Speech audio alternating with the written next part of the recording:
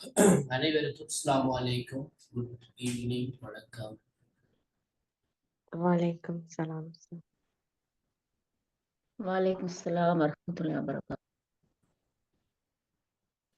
நாங்கள் எங்களுடைய curriculum theory and practice கலைத்திட்ட கோட்பாடுகளும் பிரயோகமும் எங்களுடைய பாடத்தினுடைய 3வது செஷன்ல நாங்கள் இன்று சந்திக்கிறோம். கடந்த 2 கிளாஸ்லையும் நாங்கள் குறிப்பாக கலைத்திட்டம் தொடர்பாகவும் கலைத்திட்டத்துடைய முக்கியத்துவம், கலைத்திட்டத்துடைய பண்புகள், சிறப்பு பண்புகள், பாடத்திட்டம் மற்றும் கலைத்திட்டம் என்பதற்கு இடையிலான தொடர்புகள் மற்றும் வேறுபாடுகள் போன்ற விடயங்களை கலந்துரையாடி இருந்தோம். இன்று நாங்க அடுத்த கட்டத்துக்கு போகிறோம். அதாவது கலைத்திட்டத்தை உருவாக்குபவர்கள், கலைத்திட்டத்தை வடிவமைப்பவர்கள், அந்த கலைத்திட்ட உருவாக்கத்தில் பல்வேறு காரணிகள் செல்வாக்கு செலுத்துகின்றன என்று நாங்க கடந்த கிளாஸ்ல கலந்துரையாடி இருந்தோம். அந்த வகையில கலைத்திட்ட வடிவமைப்பாளர்கள் பின்பற்றுகின்ற கலைத்திட்ட கோட்பாடுகள் அல்லது தத்துவங்கள் என்னென்ன, எவ்வாறான தத்துவங்களை மையமாக கொண்டு இந்த கலைத்திட்டத்தை அவர்கள் வடிவமைக்கிறார்கள் என்ற விடயத்திலாக இன்று கலந்துரையாட இருக்கிறோம்.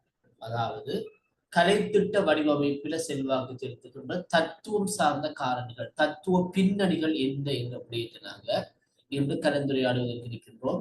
இது கொஞ்சம் கருகலான, கொஞ்சம் எங்களுடைய அன்றாட வாழ்க்கையோட நாங்க அதிகம் பயன்படுத்தாத, தொடர்படாத விடயமாக இருப்பதனால சில வேளைகள் உங்களுக்கு கொஞ்சம் விளக்கம் போதாமல் இருக்கலாம். நீங்க அவ்வாறு விளக்கம் போதாமல் இருக்கின்ற விடயத்தை நீங்க கேட்டு கலந்துரையாடி நாங்கள் அதனூடான தெளிவை பெற்றுக்கொள்ள முடியும்.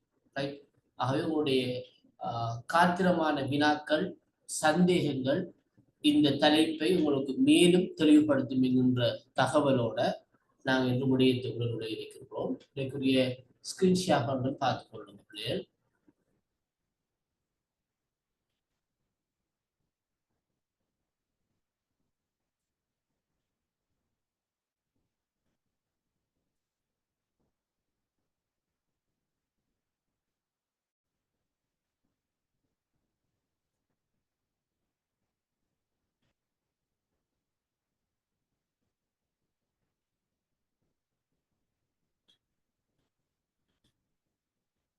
ஓகே, கலைத்திட்ட கோட்பாடுகளும் பிரயோகங்களும் என்ற பகுதியில கலைத்திட்டத்தில தத்துவத்தினுடைய செல்வாக்கு, கலைத்திட்டத்தை வடிவமைப்பவர்கள் எவ்வாறான தத்துவ கருத்துக்களை, தத்துவார்த்த பின்னணிகளை மையமாக கொண்டு கலைத்திட்டங்களை வடிவமைக்கிறார்கள் என்ற விடயத்தை தான் நாங்கள் இன்று பார்க்க போகிறோம். அந்த வகையில கலைத்திட்ட வடிவமைப்பில நாங்கள் கடந்த கிளாஸ்ல கலந்துரையாடி இருந்தோம். தத்துவார்த்த காரணிகள், உளவியல் காரணிகள், சமூக தேவை, அரசியல் காரணிகள், சமூக மாற்ற காரணிகள், விஞ்ஞான ரீதியான காரணிகள், பல்வேறு காரணிகள் செல்வாக்கு செலுத்துகின்றன. ஒரு கலைத்திட்டம் உருவாக்கப்படுவதில் இந்த காரணிகளுடைய செல்வாக்கு இன்றியமையாததாக இருக்கின்றது. அந்த வகையில கலைத்திட்டத்தை வடிவமைப்பவர்கள் கலைத்திட்டத்தை வடிவமைக்கும் போது கருத்தில் கொள்கின்ற மிக முக்கியமான ஒரு காரணி தான் இந்த தத்துவார்த்தம், தத்துவங்கள் அல்லது கோட்பாடுகள் சொல்லப்படுகின்ற இந்த பிலோசபிஸ். ஓகே, இப்ப இந்த பிலோசபியில என்னென்ன வகையான தத்துவங்களை நாங்க கலைத்திட்ட வடிவமைப்பின் போது பயன்படுத்துகின்றோம் என்ற அடிப்படையில முதலாவதாக நாங்க பார்க்க போகுது முற்போக்குவாதம், புரோகிரவிசம் சொல்லுவாங்க. புரோகிரவிசம், முற்போக்குவாதம், புரோகிரவிசம் சொல்லுவார்கள் ஆங்கிலத்தில். அப்ப இந்த புரோகிரவிசம் என்றால் என்ன, முற்போக்குவாதம் என்றால் என்னங்கிற விடயத்தை நாங்க இப்போது கலந்துரையாட இருக்கு. சரியோ? ஓகே, என்னுடைய வாய்ஸ் தெளிவா இருக்கா பிள்ளைகள்? நுஸ்ரத்? சார் கிளியரா இருக்கு சார். இந்த முற்போக்குவாதம் என்பது ஒரு கல்வி தத்துவம். இது ஒரு எஜுகேஷனல் பிலோசபி, புரோகிரவிசம் சொல்றோம். இது கற்பவர்களை மையமாக கொண்ட அணுகுமுறைகளை வலியுறுத்துவதுடன், இங்கு கற்பிப்பவர்களை விட கற்பவர்கள் தான் முக்கியமானவர்கள் என்ற அந்த பின்னணியை, அந்த அடிப்படையை வலியுறுத்துவதோடு கல்வியை தனிப்பட்ட வளர்ச்சி மற்றும் சமூக மேம்பாடு என்பவற்றை வளர்க்கும் வழிமுறையாக கருதுகிறது. அப்ப கலைத்திட்டத்தை வடிவமைக்கின்ற போது அந்த கலைத்திட்டம் ஒவ்வொரு தனி நபர்களையும் வளர்ச்சி ஏற்படுத்துவதோட அந்த தனிநபர்கள் சார்ந்து காணப்படுகின்ற சமூகத்துடைய மேம்பாடு, சமூகத்துடைய முன்னேற்றமும் கருத்தில் கொள்ளப்பட வேண்டும் என்பதைத்தான் இந்த முற்போக்குவாதம் கருதுகிறது. அப்ப ஒவ்வொரு தனிப்பட்ட நபரில் ஏற்படுகின்ற வளர்ச்சி அது தனி மனிதனுடைய வளர்ச்சியாக மட்டுமல்லாது சமூக மேம்பாடாகவும் சமூக வளர்ச்சியாகவும் இருக்க வேண்டும் என்பது இந்த முற்போக்குவாதத்தினுடைய அடிப்படையாக இருக்கின்றது. மனிதன் ஒரு சமூக பிராணி என்பதனால், மனிதன் சமூகத்தில் ஏனைய நபர்களோட இணைந்து வாழ்வதனால அவனது அறிவு மற்றும் திறன்களை பெற்றுக் கொள்கிறார். மற்றவருடன் இணைந்து வாழ்றதால்தான் அனுபவத்தின் மூலமாக அவர்களுடான இடைத்தொடர்பு மூலமாக அவன் அறிவுகளையும் திறன்களையும் பெற்றுக் கொள்கிறான். அந்த வகையில் கல்வியும் அதனை பிரதிபலிக்க வேண்டும் என்பது என்று கூறுவதே முற்போக்குவாதமாகும். அதாவது ஒரு தனி மனிதன முன்னேற்றம் ஏற்பட வேண்டும். அந்த முன்னேற்றம் ஒரு சமூக முன்னேற்றமாகவும் இருக்க வேண்டும். சமூக முன்னேற்றமாகவும் அது இருக்க வேண்டும். ஏன்னு சொன்னா மனிதன் ஒரு சமூக பிராணியாக இருப்பதனால அவன் ஏனைய மனிதர்களோட ஏனைய நபர்களோட தொடர்பு இல்லாமல் அவனால வாழ முடியாது. அவ்வாறு ஏனைய மனிதர்களோட அவன் தொடர்புகளை பேணுவதனாலதான் அவன் அறிவு மற்றும் திறன்களை எல்லாமே பெற்றுக்கொள்கிறான். அறிவு மற்றும் திறன்களை எல்லாம் அவன் பெற்றுக்கொள்கிறான். அப்ப அறிவு மற்றும் திறன்களை அவன் பெற்றுக்கொள்கிறான் சமூகத்தில இருந்துதான். அப்ப கல்வி என்ன செய்யப்படும்? அந்த அறிவு மற்றும் திறன்களை பகிர்ந்து கொள்கின்ற சமூகத்துக்கு இடையில பகிர்ந்து கொள்கின்ற ஒரு விடயமாக இருக்க வேண்டும் என்று சொல்லி இந்த முற்போக்கு வாதம் நம்புகின்றது. முற்போக்குவாத இந்த சிந்தனை அமெரிக்காவில்தான் தோற்றம் பெற்றது. அமெரிக்கர்கள் இந்த முற்போக்குவாதத்தை கலாசார மேம்பாட்டின் மூலம் அமெரிக்க ஜனநாயகத்தை மறுகட்டமைப்பதை நோக்கி இயக்கப்பட்டதாக ஒரு ஜனநாயகத்தில் ஏற்பட்ட ஒரு மறுமலர்ச்சியாக ஒரு மாற்றமாக பார்த்தார். அமெரிக்காவில் நவீனத்துவ பண்புகளால் உருவாக்கப்பட்ட சமூக பொருளாதார அரசியல் குழப்பங்களால் தோற்றம் பெற்ற சூழ்நிலையை சமநிலையாக்கும் வகையில இந்த முற்போக்குவாதம் தொழிற்பட்டது. அமெரிக்காவில் தோற்றம் பெற்ற இந்த முதலாளித்துவ சிந்தனை அங்கு ஏற்பட்ட சமூக மாற்றங்கள் சமூகத்துல பல்வேறு புதிய பிரச்சனைகளை குழப்பங்களை உருவாக்கிச்சு. அந்த குழப்பங்களை சரி செய்கின்ற வகையில தான் இந்த முற்போக்குவாதம் அமெரிக்காவில தொழிற்பட்டதாக சொல்லப்படுகிறது. சரியா? விளங்காட்டி கற்கொள்ள இந்த முற்போக்குவாத கொள்கையினுடைய மிக முக்கியமான ஒரு நபராக பார்க்கப்படுகின்றவர் ஜோன் டூயி. ஜோன் டூயி ஒரு மிக முக்கியமான ஒரு ஆதரவாளர், முற்போக்குவாத கொள்கையுடைய ஒரு மிக முக்கியமான ஆதரவாளர். அதே போல பயன்பாட்டுவாதி செயற்பாட்டுவாதி. இவர் இந்த ஜோன் டூயில காலப்பகுதி 1859 1952 இடைப்பட்ட காலப்பகுதியில வாழ்ந்தவர். இவர் முற்போக்குவாதத்துடைய தந்தையாக கருதப்படுகின்றார். இந்த அமெரிக்கான கல்வியில பெரிய மாற்றங்களை ஏற்படுத்தியவர் ஜோன் டூயி. செயற்பாட்டுவாதம், பிராக்மட்டிசம் சொல்வார், பயனுடைமைவாதம், பயன்பாட்டுவாதம். அவர் முற்போக்குவாத சிந்தனையினுடைய தந்தையாக கருதப்படுவர் ஜோன் டூயி. இவர் அமெரிக்காவோட சிக்காகோ பல்கலைக்கழகத்தில பேராசிரியராக கடமையாற்றிய போது அங்கு கல்விசார் ஆய்வுகூடம் ஒன்றை நிறுவினார். அது ஆய்வுகூட பாடசாலைன்னு சொல்லுவார். ஆய்வுகூட பாடசாலைன்னு சொல்லியும் அந்த ஆய்வுகூடத்தை சொல்லுவார். ஒரு ஒரு ஒரு ஒரு ரிசர்ச் ஸ்கூல், பரிசோதனை பாடசாலை ஒன்ற அவர் நிறுவுகின்றார். அங்கு 1000க்கு மேற்பட்ட நூல்கள், கட்டுரைகளை எல்லாம் இந்த விடயம் தொடர்பாக எழுதுகின்றார். எல்லாமே அவருடைய முற்போக்கு சிந்தனைக்கு அடிகோலியவையாக அமைந்தன.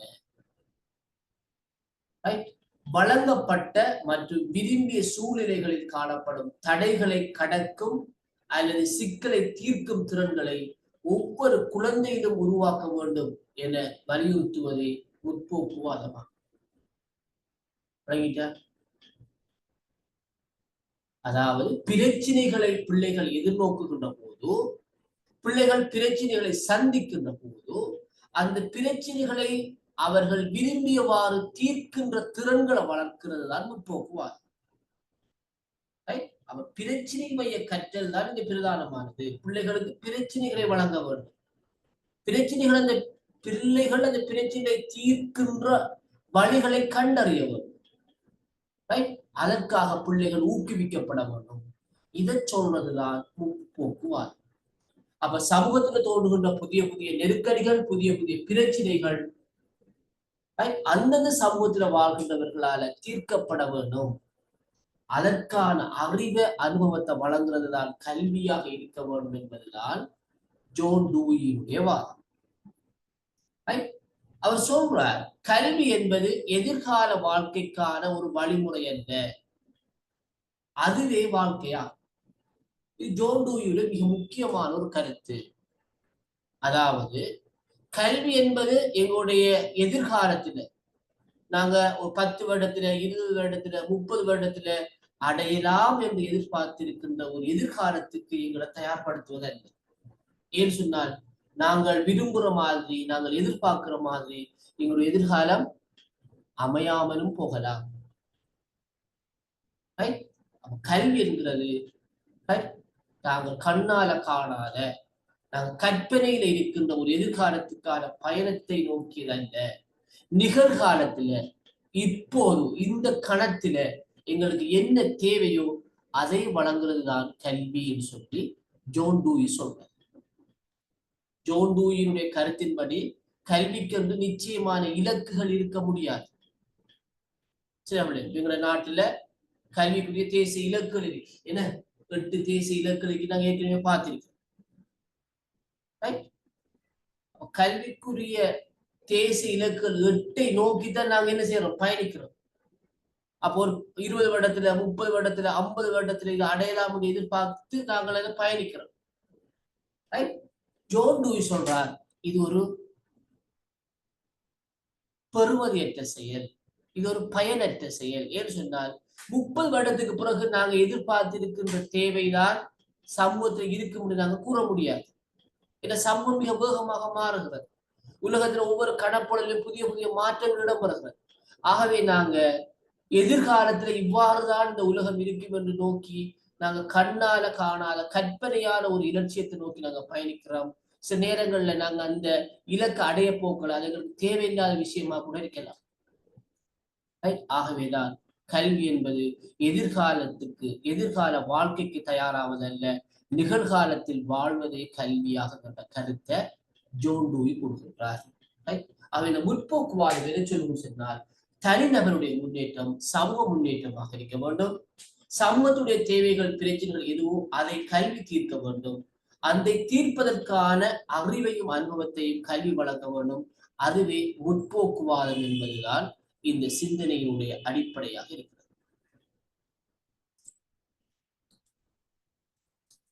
சரியா? ஏதாவது கேள்வி இருக்காங்களே?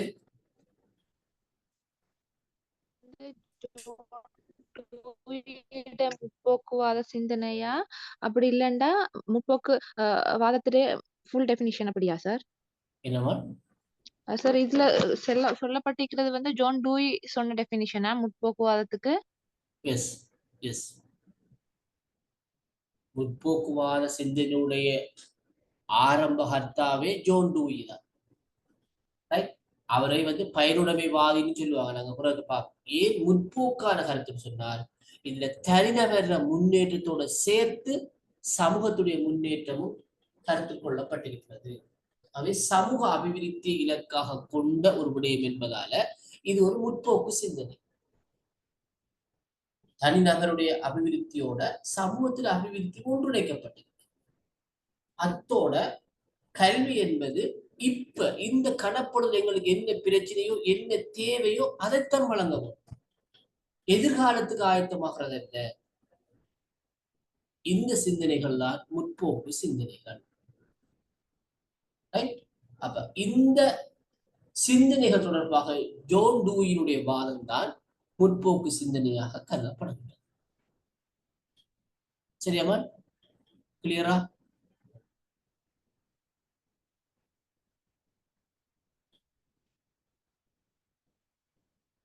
சொல்லுங்க, கிளியரா கிளியர்லையா?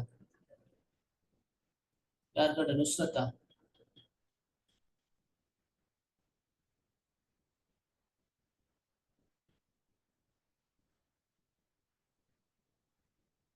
ஹலோ,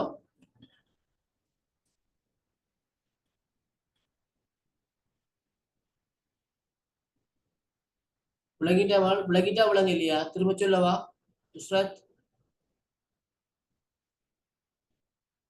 யார் கேட்டீங்க? முஸ்மியாவா நுஸ்ரத்தா? யார் கேட்ட இந்த கேள்வி?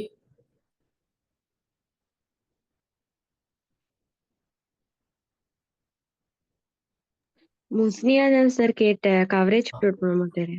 Right right, okay. அப்பதான் முஸ்லிம் என்ன சொன்னால், முற்போக்குவாதம் தொடர்பாக ஜோன் டூயினுடைய கருத்துக்கள் பிரதிபலிக்குது. ஜோன் டூயி கல்வி என்பது எதிர்கால வாழ்க்கைக்கு தயாராவதல்ல, நிகழ்காலத்தில் வாழ்வதே கல்வியாகும். கல்வி என்பது பிரச்சினைகளை தீர்த்தலை அடிப்படையாக கொண்டது. அது தனி மனிதனில் விருத்தி ஏற்படுத்துவதற்காக சமூக விருத்தி அடிப்படையாக கொண்டது என்ற கருத்தை முன்வைக்கிறார். இந்த கருத்துக்கள்லாம் முற்போக்குவாதமாக கருதப்படுகிறது. ஜோன் டூயின் இந்த கருத்துக்கள் முற்போக்குவாதமாக கருதப்படுகிறது. சரியா? ஓகே, இப்ப கிளியரா இருக்குன்னு நான் நம்புறேன். அப்படி இல்லைன்னு சொன்னா உங்களுக்கு கவரேஜ் வந்தது போல எனக்கு கேளுங்க, திரும்ப நான் அதை எக்ஸ்பிளைன் பண்றேன். சரியா? Okay, right. முற்போக்குவாதத்தில் ஆசிரியர்கள் ஒரு சிறப்பு பங்கை கொண்டுள்ளனர். மாணவர்களை உண்மை வாழ்வில் ஈடுபடுத்தி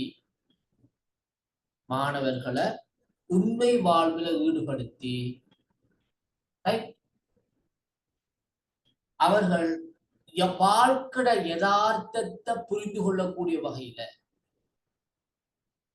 இதுதான் உண்மையான வாழ்க்கை, இப்படித்தான் வாழ வேண்டும் என்கிற யதார்த்தத்தை அவர்கள் புரிந்து கொள்ளும் வகையில அவர்களை வழிப்படுத்த வேண்டும் என்று டூயி கூறுகின்றார். முற்போக்குவாதிகள் நம்புகின்றார்கள். ஏன்னா முற்போக்குவாதிகளுடைய கருத்து எதிர்காலம் அல்ல, நிகழ்காலம், தற்காலம், இப்போது இருக்கின்ற இந்த நேரம். மாணவர்களின் தனிப்பட்ட அனுபவங்களை விரிவுபடுத்தி அவர்களை சமூக வாழ்வுடன் தொடர்புபடுத்த வேண்டும் என முற்போக்குவாதிகள் வலியுறுத்துகின்றனர். மாணவர்களின் பேரறிகை திறன்களை ஆசிரியர்கள் திட்டமிட வேண்டும். மாணவர் இடைத்தொடர்பை அதிகரிக்கக்கூடிய வகையில் ஆசிரியர்கள் செயற்பட வேண்டும். அத்தோட கலை திட்டம் அனைவருக்கும் பொதுவான வகையில் ஜனநாயக ரீதியாக ஒழுங்கமைக்கப்பட வேண்டும் என முற்போக்குவாதம் வலியுறுத்துகின்றது. முற்போக்குவாதத்துல ஆசிரியருடைய பங்கு, ஆசிரியருடைய பணி மிக முக்கியத்துவம் வாய்ந்தது. அவர்கள் கற்பிப்பவர்களாக அல்லாமலுக்கு மாணவர்களை யதார்த்தமான உலகத்தில, உண்மையான வாழ்க்கையில அவர்களை ஈடுபடுத்தவும், அவர்களுக்கு பிரச்சனைகளை வழங்கி அந்த பிரச்சனைகளுக்கான தீர்வுகளை அவர்கள் காண்பதற்கு தூண்ட வேண்டும். இதனூடாக மாணவர்களுடைய தனிப்பட்ட அனுபவங்கள் விரிவுபடுத்தப்பட்டு அவை சமூக வாழ்க்கையோட, அவங்களுடைய இயல்பான யதார்த்தமான வாழ்க்கையோட தொடர்படுத்தப்பட வேண்டும்.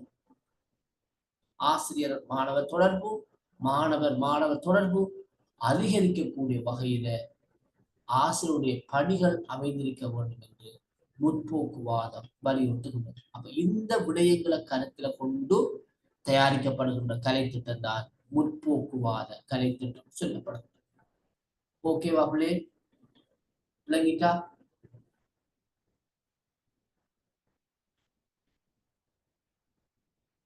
விளங்கிட்டா விளங்கலை? சொல்லுங்க. மற்றாக்கள் மர்ஜானா, விதுர்ஷினி, விளங்கிச்சு சார். டவுட் இருந்து கேட்கணுமா? இல்ல இது நாங்க அன்றாடம் பரிச்சயம் இல்லாத விஷயங்கள் நாங்க போய் பார்க்கிறோம். ரைட்? அதனால உங்களுக்கு சந்தேகங்கள் வரலாம், தெளிவற்ற தன்மை இருக்கலாம். நீங்க எத்தனை நேரம் கேட்டாலும் நான் உங்களுக்கு தெளிவுபடுத்த தயாரா இருக்கிறேன். ரைட்? நீங்க மௌனமாக இருந்தால் நீங்க உங்களுக்கு விளங்கி விட்டது என்றுதான் நான் முடிவு செய்து கொள்றேன். சரியா? உங்களுக்கு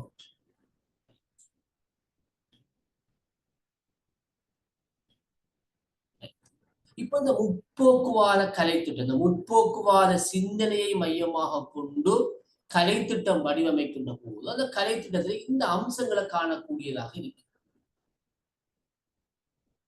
முதலாவது விஷயம் அனுபவ கற்றல். ஏன்னா முற்போக்குவாதத்தை நாங்க பார்த்திருக்கிறோம், நேரடியான அனுபவங்கள், உண்மை வாழ்க்கை தத்துவங்கள், உண்மையான யதார்த்தமான வாழ்க்கை அனுபவங்களைத்தான் ஆசிரியர் வழங்க வேண்டும் இந்த தத்துவம் குறிப்பிடுகிறது. அதனால நேரடி அனுபவங்களை கற்றுக்கொள்வதற்கு அதிக முக்கியத்துவம் இந்த கலைத்திட்டத்துல காணப்படும். அப்ப இந்த கலைத்திட்டத்துல நேரடியான அனுபவத்தை வழங்கக்கூடிய செயற்பாடுகள், செயற்திட்டம், களப்பயணம், நிஜ வாழ்க்கை அனுபவம் என்பவற்றை மாணவர்களுக்கு வழங்கக்கூடிய வகையில கலைத்திட்டம் வடிவமைக்கப்பட்டது. இந்த மாணவர்களுக்கு உண்மையான அனுபவத்தை கொடுக்கும். சரியோ? அது மிக முக்கியமான விஷயம். இரண்டாவது விஷயம் நம்மளுடைய பிரச்சினை தீர்த்தல். இரண்டாவது விஷயம் ப்ராப்ளம் சால்விங். இந்த கலைத்திட்டமானது பிரச்சினை தீர்க்கின்ற திறனை மேம்படுத்துவதா இருக்கும். ஒவ்வொரு மாணவர்களும் ஒரு பிரச்சனையை வெவ்வேறுபட்ட கண்ணோட்டத்துல வெவ்வேறுபட்ட வழிகள்ல தீர்க்கக்கூடிய வகையில அவர்களுக்கு பிரச்சினை தீர்த்தல் திறன் விருத்தி செய்யப்பட வேண்டும். மாணவர்கள் பகுப்பாய்வு செய்யறதுக்கும், வினாக்களை கேட்கறதுக்கும், தகவல்களை பகிர்ந்து கொள்றதுக்கும், கலந்துரையாடுறதுக்கும் சந்தர்ப்பங்களை வழங்கி அவர்களுடைய பிரச்சனை தீர்க்கின்ற ஆற்றல் விருத்தி செய்யப்படக்கூடிய வகையில கலைத்திட்டம் வடிவமைக்கப்பட்டிருந்தது. இரண்டாம் முக்கியமான விஷயம். ஓகேவா? அதான் சொல்லுங்க, எனக்கு ஒரு 2 minutes நாங்க மியூட் பண்ணி கொள்ளுமா? 2 நிமிஷம்.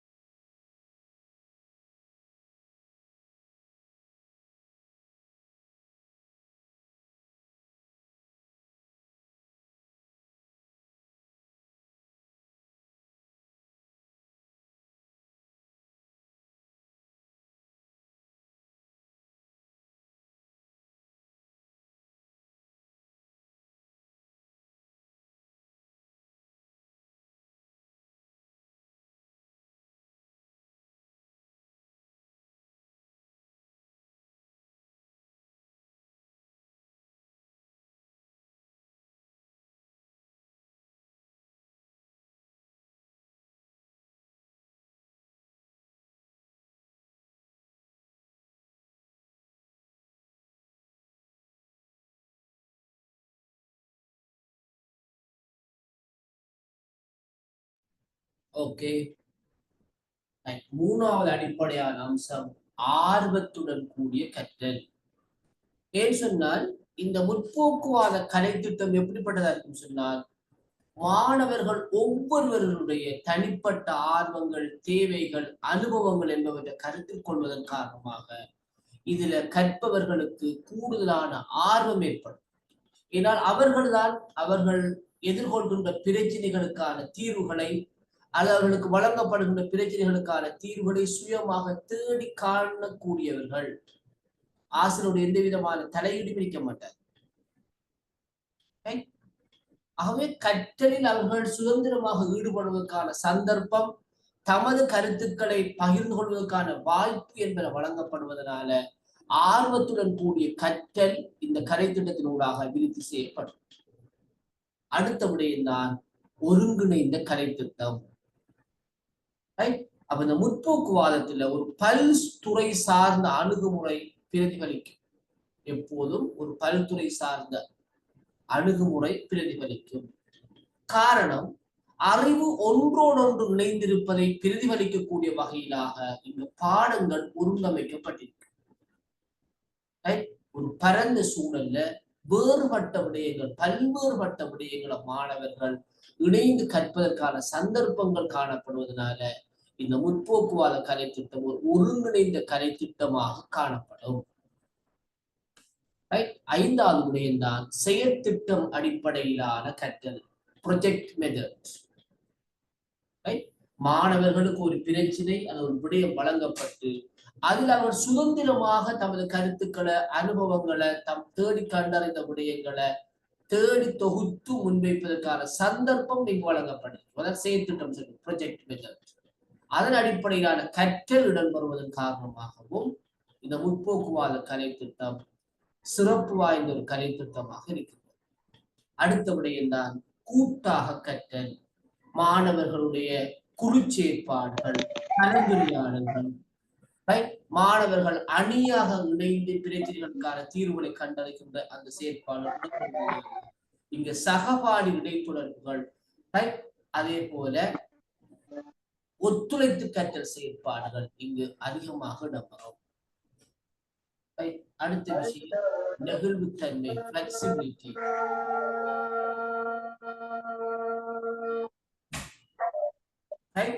யாருடைய மைக்ரோஃபோன் உள்ள இருக்கக்கூடிய யாருடைய தெரியல.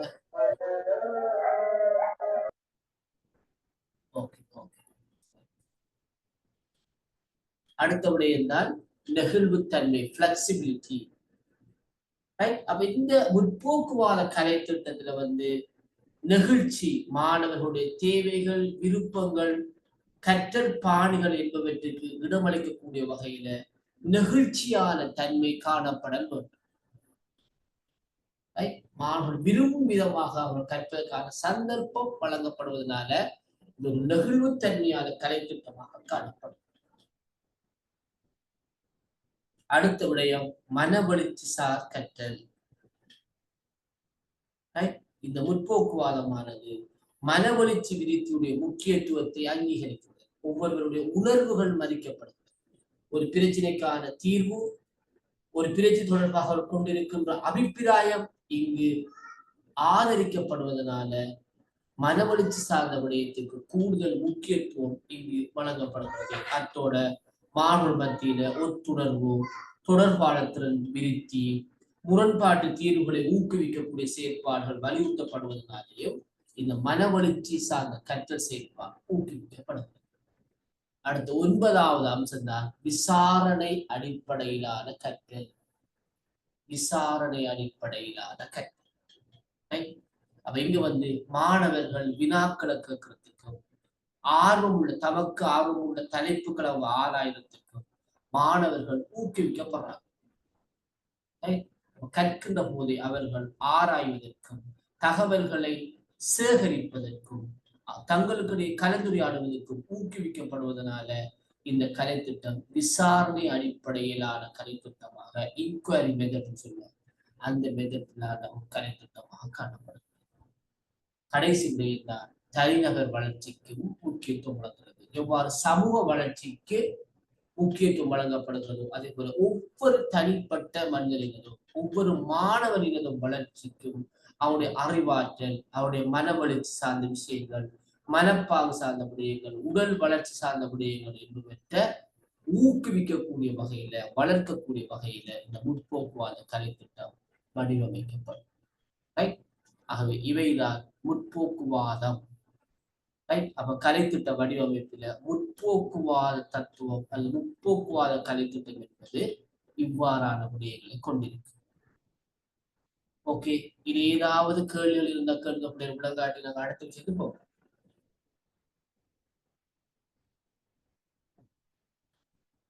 யாருக்காவது விளங்காம இருக்குதா?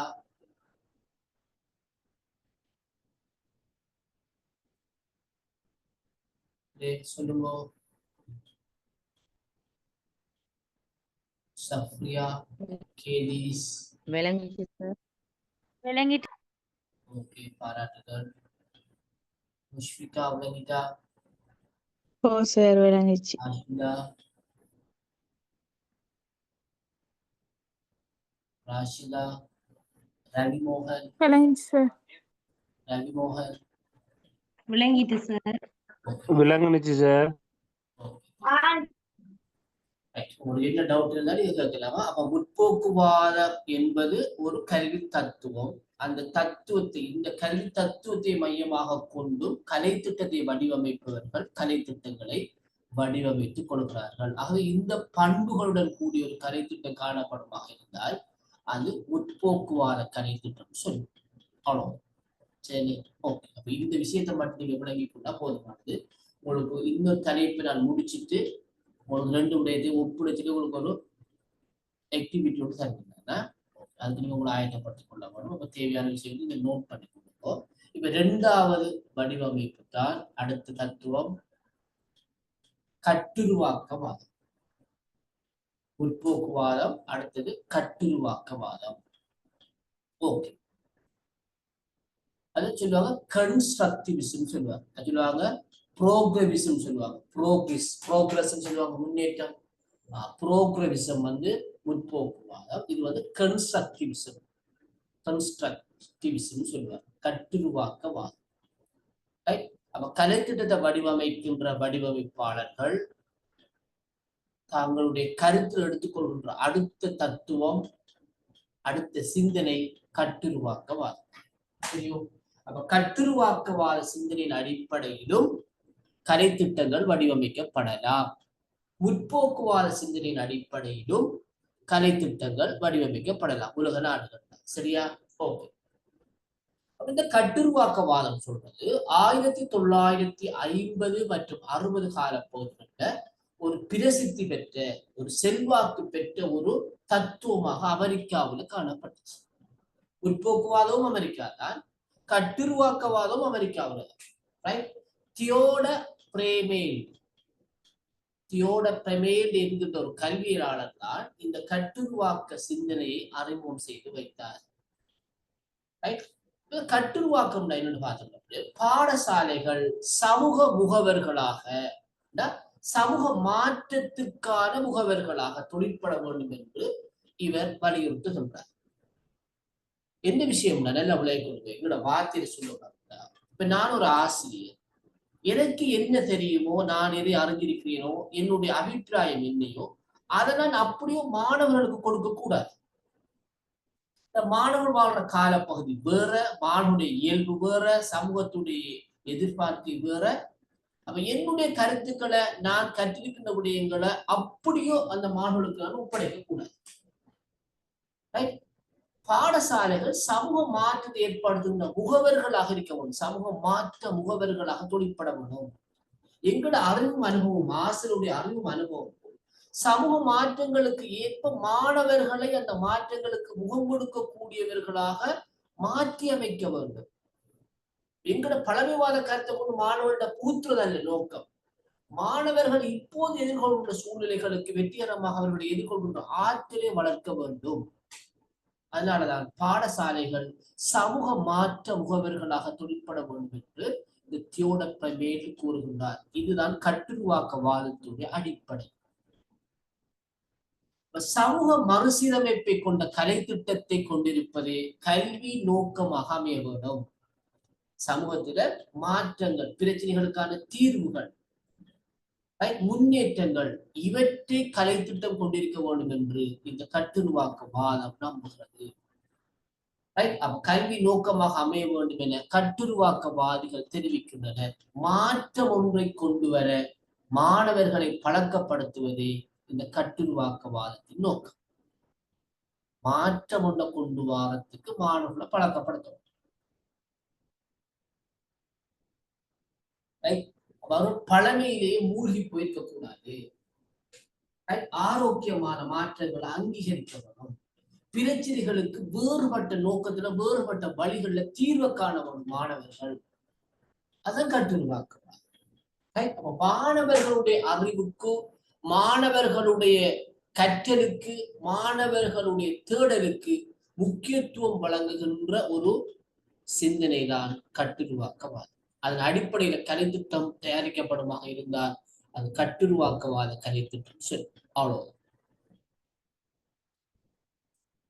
அதாவது மாணவர்கள் சமூக பிரச்சனைகளை ஆராய்ந்து அதன் அடிப்படையில் மாற்றம் ஒன்றை கொண்டு வர பயிற்சி பெற வேண்டும் என்று எதிர்பார்க்கப்படுகிறது. அவர்களுக்கு சமூகத்தில் காணப்படுகிற பிரச்சனைகளை வழங்கி அந்த பிரச்சனைகளை அவங்க நல்லா ஸ்டடி பண்ணி சமூகத்தில் எப்படியான மாற்றங்களை கொண்டு வரலாம், அந்த மாற்றங்களை எப்படி நடைமுறைப்படுத்துறது, என்ன செய்ய வேணும் என்கின்ற விடயங்களை மாணவர்களிடமிருந்து வெளியெடுக்க வேண்டும் என்பதைத்தான் இந்த கட்டுருவாக்கவாதம் எதிர்பார்க்கிறது. சமூக பிரச்சனைகள், சமூக பாகுபாடுகள், அதனால் தோற்றம் வருகின்ற எழு வினாக்கள் தொடர்பிலான விடயங்கள் கலை திட்டத்தில் உள்ளடக்கப்பட வேண்டும் என்று இந்த கட்டுருவாக்கவாதிகள் சொல்றாங்க. இந்த சமூக மாற்றத்தை ஏற்படுத்துறன்னு சொன்னா சமூக பிரச்சனை பற்றி ஒரு புரிதலை ஏற்படுத்தப்படும் மாணவர்கள். சமூகத்தில் காணப்படுகின்ற ஏற்றத்தாழ்வுகள், பாகுபாடுகள், ஒதுக்கங்கள் என அல்லது ஒதுக்கி வைத்தல்கள், வேறுபாடுகள், ஏற்றத்தாழ்வுகள் இவற்றை பற்றி ஒரு விளக்கத்தை கலை திட்டத்தில் வழங்குவதன் மூலமாகத்தான் சமூகத்தை பற்றி ஒரு புரிதலை மாணவர்களுக்கு ஏற்படுத்தலாம் என்று இந்த கட்டுருவாக்கவாதிகள் நம்புறாங்க. அத்தோட சமூக மாற்றத்துக்கு கலாசார மாற்றம் அவசியம். சமூக மாற்றத்துக்கு கலாசார மாற்றம் அவசியம் என்பதையும் இந்த கட்டுருவாக்கவாதிகள் வலியுறுத்துகின்றார்கள். அப்ப இந்த கட்டுருவாக்க கற்றல் செயல்முறையை பார்த்தோம்னா இதுல பல்வேறு விதமான கற்பித்தல் முறைகள் பங்களிப்பு செய்கின்றன. நாங்க பார்த்தோம் முற்போக்குவாதத்துல பிரச்சனை தீர்த்தல் முறை, பிரச்சனை தீர்த்தல் முறையும் செயற்திட்ட முறை ப்ரொஜெக்ட் மெத்தடும் முக்கியத்துவமானது. அப்ப இந்த கட்டுருவாக்கவாதத்துல பார்த்தோம்னு சொன்னா மாணவர்களுடைய செயலாற்றுகையை தூண்டக்கூடிய, மாணவர்கள் செயலில் ஈடுபடுகின்ற வினையாற்றுகையை தூண்டக்கூடிய கற்றல் செயற்பாடுகளான பரிசோதனை முறை, செய்து பார்த்தல் முறை, பிரச்சனை தீர்த்தல் முறை, அந்த முற்போக்குவாதத்திலிருந்து அதே மாதிரியான பிரச்சனை தீர்த்தல் முறை போன்ற செயற்பாடுகளின் பின்பான தெரிப்புகளின் அடிப்படையில் அவ்வாறான கற்றல் முறையினுடைய விளைவு பிரதிபலிப்புகளின் அடிப்படையில என்ன செய்தார்கள், என்ன முடிவுகளை பெற்றுக்கொண்டோம், என்ன மாற்றங்களை அவதானித்தோம் போன்ற வினாக்கள் மூலமான கலந்துரையாடல் மூலம் மாணவர்களுடைய கற்றல் கட்டுருவாக்கம் செய்யப்படுவதற்கு ஆசிரியர் வழிபடுத்த விளங்கிட்டார். அந்த கட்டுருவாக்கம் அப்படிகள் மாணவர்கள் பரிசோதனை முறை, செய்து பார்த்தல் முறை, பிரச்சனை தீர்த்தல் முறை போன்றவற்றில் அவங்க கற்று அவங்க ஒரு விளைவை பெற்றிருப்பாங்க, ஒரு பிரதிபலிப்பை பெற்றிருப்பாங்க. அதுக்கு பிறகு என்ன செய்யணும், ஆசிரியர் அவங்க கற்ற விடயங்களை கட்டுருவாக்கம் செய்யவும், ஒரு ஒழுங்குபடுத்தவும். மாணவர்கள் தெளிவின்மையோட இருப்பாங்க சில நேரம். அப்ப அவங்களோட கலந்துரையாடல் மூலமாக நீங்க என்னத்தை நீங்க அவதானிச்சீங்க, எதை கண்டுபிடிச்சீங்க, என்ன செய்திருக்க வேணும், என்ன செய்திருக்கிறார்கள், இப்படியான வினாக்களை கேட்டு மேலும் அவங்களோட சிந்தனையை தூண்டி அவங்களோட அனுபவத்தை அவங்களோட கற்றலை நாங்க ஒரு ஒழுங்குபடுத்த வேணும். அதுதான் கட்டுருவாக்கம். அப்ப மாணவர்கள் தான் கற்கிறது, அந்த கற்றல பிரதிபலிப்பு ஒழுங்குபடுத்துற பொறுப்பு ஆசிரியருக்கு இருக்க வேண்டும் என்பதை அந்த கட்டுருவாக்க கலை திட்டம் வலியுறுத்துகின்றது. அப்ப இந்த கட்டுருவாக்கவாதத்துல ஆசிரியருடைய செயற்திறன் குறைந்து விடும் என்கின்ற ஒரு கருத்து கேட்ட ஆசிரியர் படிப்பிக்கிறது தானே, மாணவர்களுக்கு பிரச்சனை அனுபவத்தை வழங்கி அவங்களே சுயமாக தேடலில் ஈடுபடுறதுக்கு கற்கிறதுக்கு கலந்துரையாடுறதுக்கு சந்தர்ப்பத்தை வழங்குறது. அப்ப விரிவுரை முறை மூலமாகவோ அல்லது ஏனைய செய்து காட்டல் முறை மூலமாகவோ ஆசிரியர்கள் கற்பிக்கிற வேலையில நீங்க இல்லை. அதனால ஆசிரியருடைய செயற்திறன் குறைந்துவிடும், அவருடைய பாட நிபுணத்துவம் மதிக்கப்படுறதில்லை என்ற ஒரு எதிர்வாதமும் இருக்கிறது இந்த கட்டுருவாக்கவாதம் தொடர்பாக. ஆசிரியருக்கு முக்கியத்துவம் இல்லை, மாணவனுக்கு தான் முக்கியத்துவம், ஆசிரியருடைய அறிவு அந்தஸ்து அவனுடைய நிபுணத்துவம் எல்லாமே கருத்து கொள்ளப்படுதில்லை ஒரு குற்றச்சாட்டு இருந்தாலும் தற்காலத்துல இந்த கட்டுருவாக்கவாதம் பெரும்பாலானவர்களால் ஏற்றுக்கொள்ளப்பட்ட ஒரு கொள்கையாக ஒரு கலைத்திட்ட மாதிரியாக காணப்படுகிறது.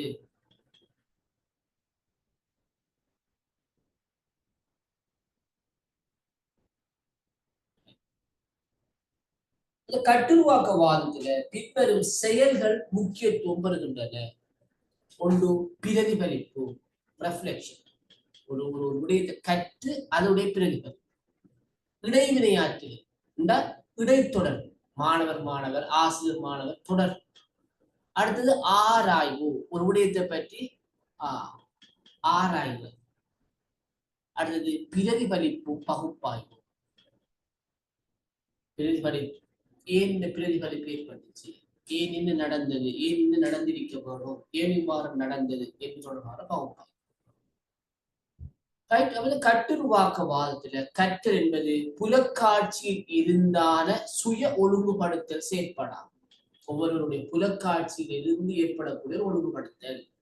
கற்பவனிடம் ஏற்கனவே இருந்த விடயத்துக்கும் மாணவனிடம் அவன் ஏற்கனவே முதல் கற்ற ஒரு அறிவு இருக்குமாறும் அந்த விடயத்துக்கும் புதிதாக உள்வாங்கிய விடயத்துக்கும் இடையிலான, இப்ப புதுசா ஒரு விஷயத்தை கற்றிருப்பான், முதல் படிச்ச ஒரு விஷயத்தை நேரங்கள்ல மாற்றமா கூட இருக்கலாம்.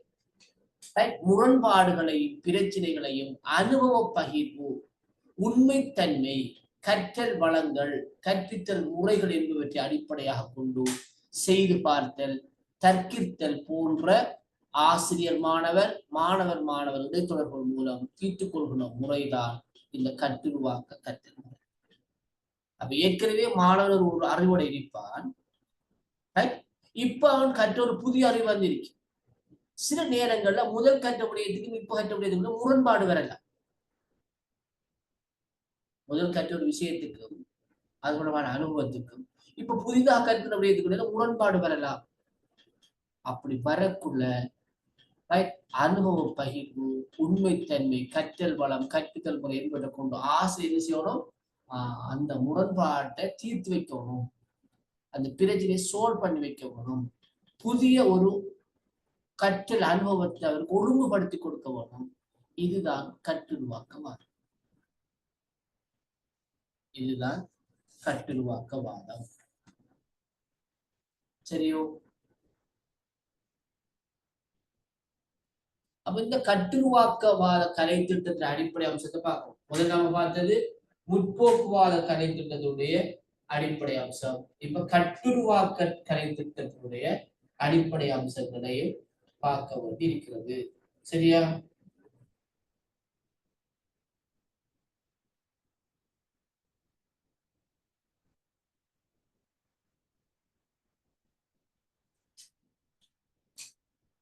அந்த வகையில பார்க்கக்கூடிய பிள்ளைகள்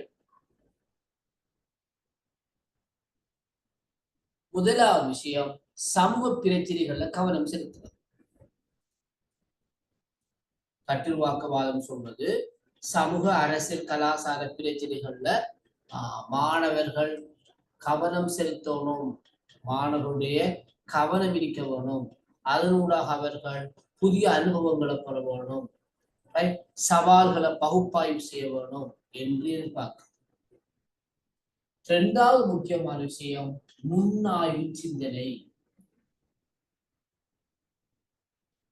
சமூகத்துல காணப்படுகின்ற சமூக அநீதிகள் அடையாளம் கண்டு அந்த அநீதிகள் ஏன் ஏற்படுகின்றன, யாரால் ஏற்படுத்தப்படுகின்றன, அதை எவ்வாறு நாங்க தீர்க்கலாம் என்ற விடயங்களை பற்றி மாணவர்கள் ஆய்வு செய்ய வேண்டும், சிந்திக்க வேண்டும்.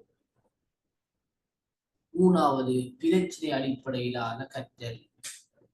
அப்ப அந்த முற்போக்குவாதம் மாதிரி இதுவும் பிரச்சனைகளை மாணவர்களுக்கு வழங்கி அந்த சிக்கலான பிரச்சனைகளை மாணவர்கள் பகுப்பாய்வு செய்து அதற்கான தீர்வுகளை அவர்களை முன்மொழிவதற்கும் அதற்கான செயற்திட்டங்களை உருவாக்குறதுக்கும் சந்தர்ப்பம் வழங்கப்பட வேணும். 4வது விஷயம் உலகளாவிய நோக்கு.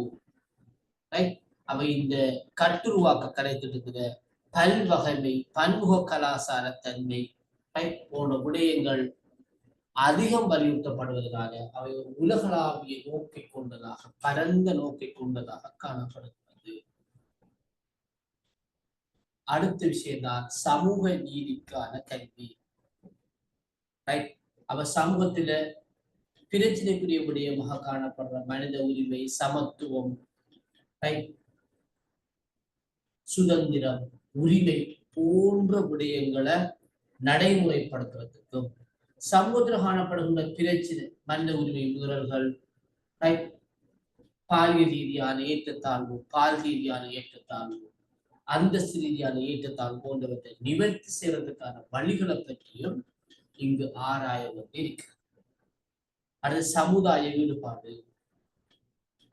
மாணவர்கள் சமூகத்தோடு இணைந்து வாழ வேண்டியவர்களாக இருப்பதனால சமூகத்தில் காணப்படுகின்ற நிஜ உலக பிரச்சனைகளை பற்றியும் அவற்றுக்கான தீர்வுகளை பற்றியும் ஆராய வேண்டியவர்களாக இருக்கிறாங்க. அடுத்தது வலுவூட்டுகின்ற முகவர். மாணவர்களுடைய அறிவு, திறன், நம்பிக்கைகள், பிரச்சனை ஆற்றல் என்பவற்றை வலுவூட்டக்கூடியதாக இந்த கட்டுருவாக்க கலைத்திட்டம் காணப்படும். அடுத்தது ஜனநாயக மதிப்பு. ஜனநாயக அம்சங்களான சுதந்திரம், உரிமை, சமத்துவம், குடிமை, குடியுரிமை, வெகுசன தொடர்பாடல்கள், நீதித்துறை சுதந்திரம் இவ்வாறான விடயங்களை மதிக்கக்கூடிய பண்புகள் வளர்க்கப்பட வேண்டும். அடுத்தது ஒழுக்க நெறிமுறை.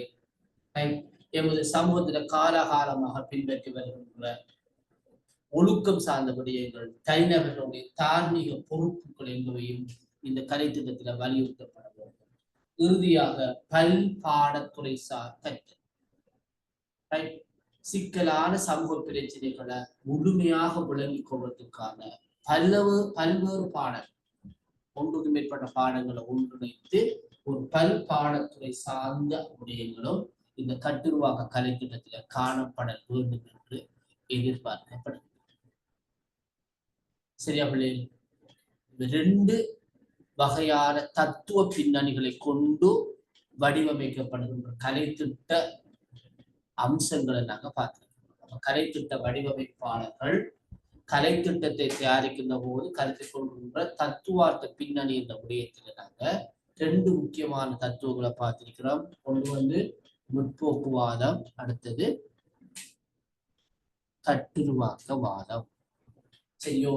ஓகே, இப்ப உங்களுக்கு ஒரு ஆக்டிவிட்டிக்கான நேரம். தொடர்ச்சியாக நானே கலைச்சு கொண்டிருக்கிறேன், உங்களுக்கு போரிங் இருக்கும். ரைட்?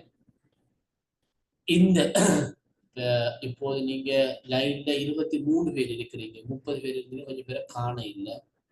ரைட்? முற்போக்குவாத கலைத்திட்டம், கட்டுருவாக்கவாத கலைத்திட்டம். ரைட்? முற்போக்குவாத கலைத்திட்டம், கட்டுருவாக்கவாத கலைத்திட்டம்.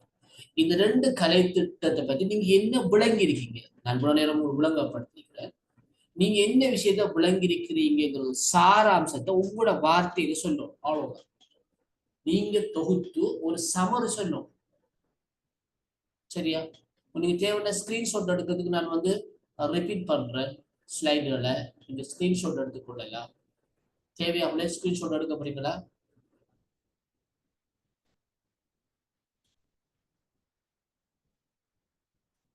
சொல்லுங்க. ஸ்லைட்ஸ்களை நீங்க ஸ்கிரீன்ஷாட் எடுங்க. என்னோட ஆக்டிவிட்டின்னு சொன்னா நாங்க இப்ப பார்த்த முற்போக்குவாத கலைத்திட்டம், கட்டுருவாக்க கலைத்திட்டம், இது 2 சாராம்சம். நீங்க ஒரு ஆள் ஒன்று சொன்னா போதும், ஏதாவது ஒன்று ஒவ்வொருவரும் சொல்ல வரும். இங்க விரும்பி நான் கட்டுருவாக்க கலைத்திட்டத்தை பற்றி உங்களோட சாராம்சத்தை சொல்லலாம், அது முற்போக்குவாத கலைத்திட்டம் பற்றி உங்களுடைய சாராம்சத்தை சொல்லுங்க. சரியோ? ஓகே, அது கூடிய எனக்கு அடுத்த விஷயத்துக்கு போ. அப்போ ரிவைஸ் பண்ண தேவைன்னா நீங்க ஸ்கிரீன்ஷாட் எடுத்துக்கொள்ளுங்க. எடுங்க. ஓகே சொன்னா நான் அடுத்து மாத்துவேன்னா.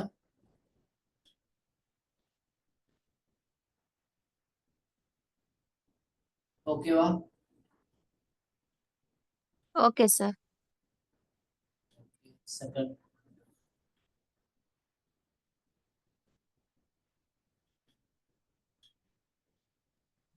Okay. Okay sir.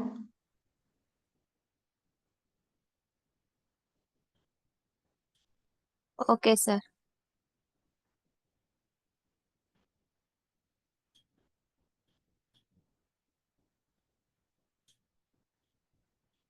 Okay sir.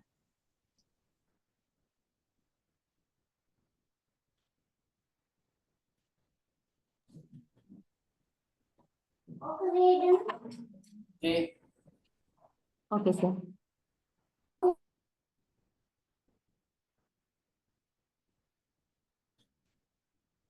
Okay sir.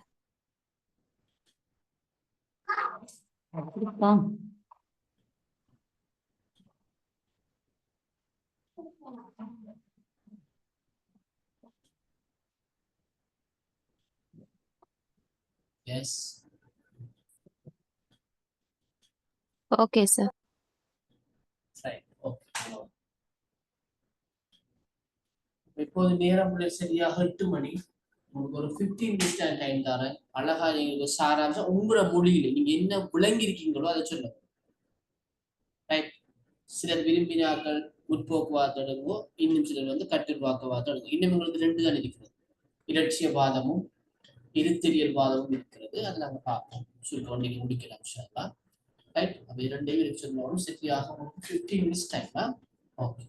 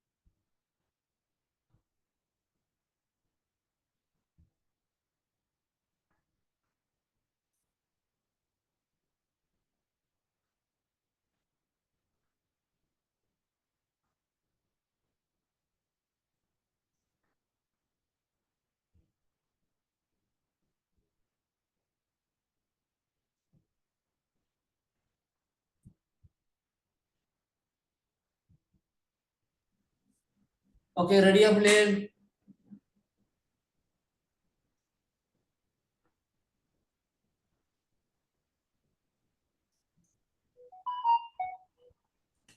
யாரால முன்வைக்க முடியும் தைரியமா?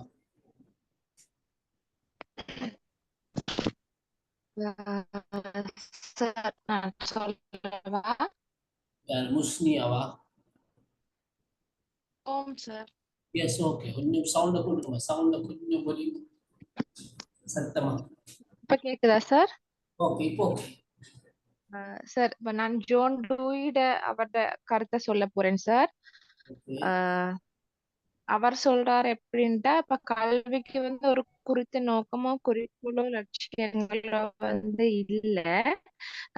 என்னண்டா புள்ள வந்து பிள்ளைகளோட ஆளுமையை வளர்க்க வேணும். அப்ப அந்த டைம்ல வந்து பிள்ளைகளோட ஆர்வம், அவனோட திறமை, சமூக தேவைகளுக்கு ஏற்பதான் கல்வி குறிக்கோள்கள் வந்து தயாரிக்கப்பட வேணும்னு சொல்றாங்க. என்னடா காலத்துக்கு காலம் வந்து சமூக தேவை மாறுபடுறதுக்கு ஏற்ப எங்களுக்கு ஒரு குறித்த நோக்கம் ஒன்று இருந்துச்சுன்னு சொன்னாக்கரையும் அந்த ஆசிரியர்கிட்ட மாணவர்கிட்ட உள்ளார்ந்த திறன்களை வந்து வெளிக்கொண்டு வரதுக்கு வந்து சில சமயம் அது தடைப்படும்ன்றபடியால நிச்சயிக்கப்பட்ட ஒரு கல்வி நோக்கங்கள் வந்து இருக்க முடியாதுன்னு சொல்லி அவர் சொல்றார் சார். ஓகே நீங்க ஜோன் டூயை மட்டும் சொல்றீங்க. ஓகே அவரோட கருத்து நாங்க இந்த முற்போக்குவாதத்தோட தொடர்படுத்தின சரி, கருத்து ஒரு முற்போக்குவாத சிந்தனை, அதாவது சமூகத்தை வளர்ச்சி அடைய செய்கின்ற, சமூகத்தை முன்னோக்கி பயணிக்க செய்கின்ற ஒரு கருத்து என்று சொன்னா சரி, அவ்வளவுதான். சரி சரி ஓகே. உதயேஸ்வரன் ஓகே சொல்லுங்க. முற்போக்குவாதம் அப்படிங்கிறது வந்து சார் போக்குவாதம் என்பது விதுர்ஷி சொல்லுங்க. சார் முற்போக்குவாதம் அப்படிங்கிறது வந்து சார் கல்வி சார்ந்து அந்த மாதிரி ஒரு கல்வி சார்ந்த நிலையில வந்து காணப்பட்டு இருக்குது சார். கட்டுருவாக்குவாதம் அப்படிங்கிறது வந்து சார் கலையோட கலாச்சாரத்தை சேர்த்து சொல்ற மாதிரி காணப்படுது சார். Very good. வேற என்ன சொல்லலாம் அதுக்குள்ள இன்னும்?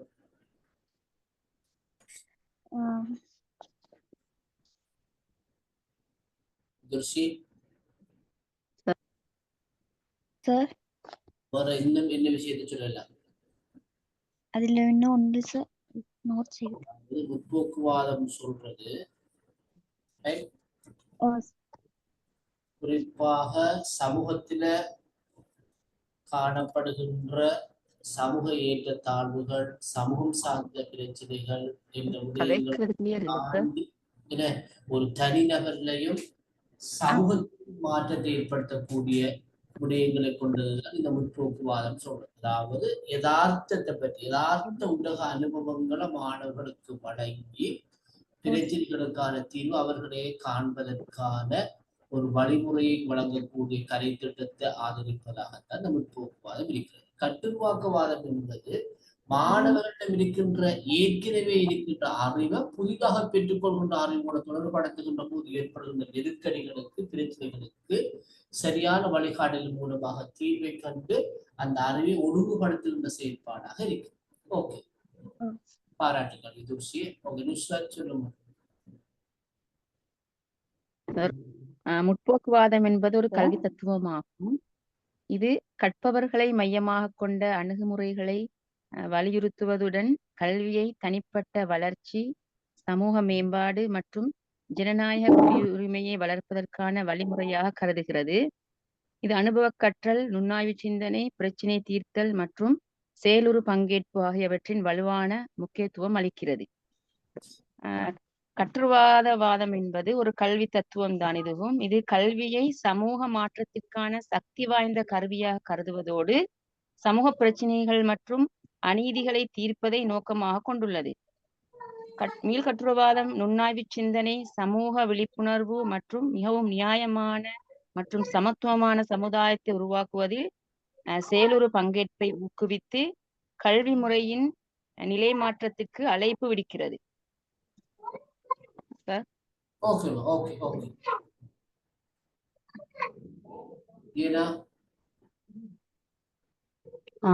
Hello sir.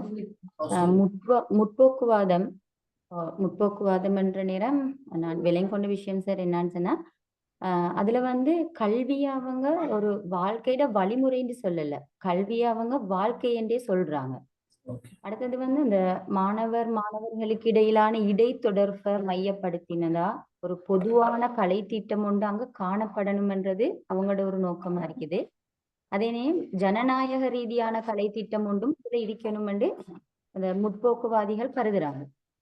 அந்த உண்மையான வாழ்க்கை, அதாவது யதார்த்தமான வாழ்க்கையை பிரதிபலிச்சு காட்டுறதாக கல்வியானது இருக்கணும் என்று நினைக்கிறாங்க. ஏன்டா சமூகத்துல இருந்து நடைமுறை வாழ்க்கைய மாணவன் கற்றுக்கொள்ற நேரம்தான் அவன் சமூகத்துக்கு போய்த்து ஒரு சுதந்திரமா செயற்படக்கூடிய ஒரு வாய்ப்பு அங்கு ஏற்படுது. அதனால அந்த யதார்த்தமான கல்வி இருக்கணும் என்று நினைக்கிறாங்க. அடுத்தது அந்த அனுபவ கற்றல் என்று சொல்றது, ஏட்டுக்கல்வியை விட அனுபவ கற்றல் சிறந்ததுன்னு சொல்றாங்க. அனுபவ ரீதியா அவன் படிச்சிற நேரம் அவனோட வாழ்க்கைக்கு அது மிகவும் துணையாக இருக்கும் என்றது. அடுத்தது இந்த தனி நபர்ட வளர்ச்சிக்கு முக்கியத்துவம் கொடுக்குறாங்க முற்போக்குவாத கலை திட்டத்துல சார்.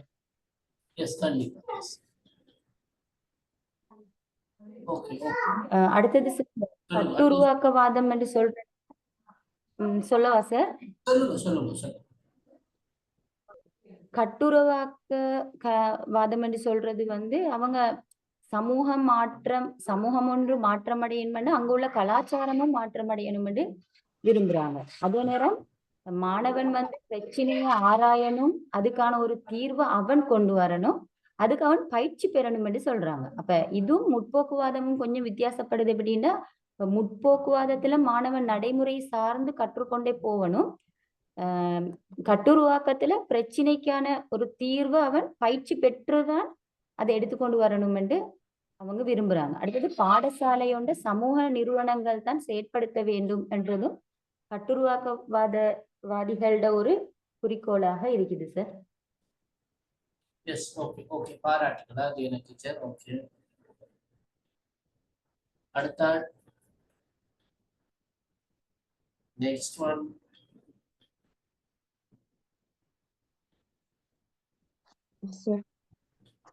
சொல்லுங்க சஃப்ரியாவா?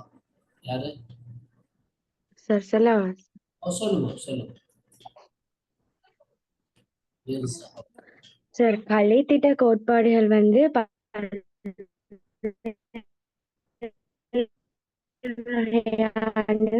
சிந்தனைகளால அல்லது வாதங்களால கட்டியெழுப்பப்பட்டிருக்கிறது. அதுல முக்கியமான ஒரு கலைத்திட்ட கோட்பாடு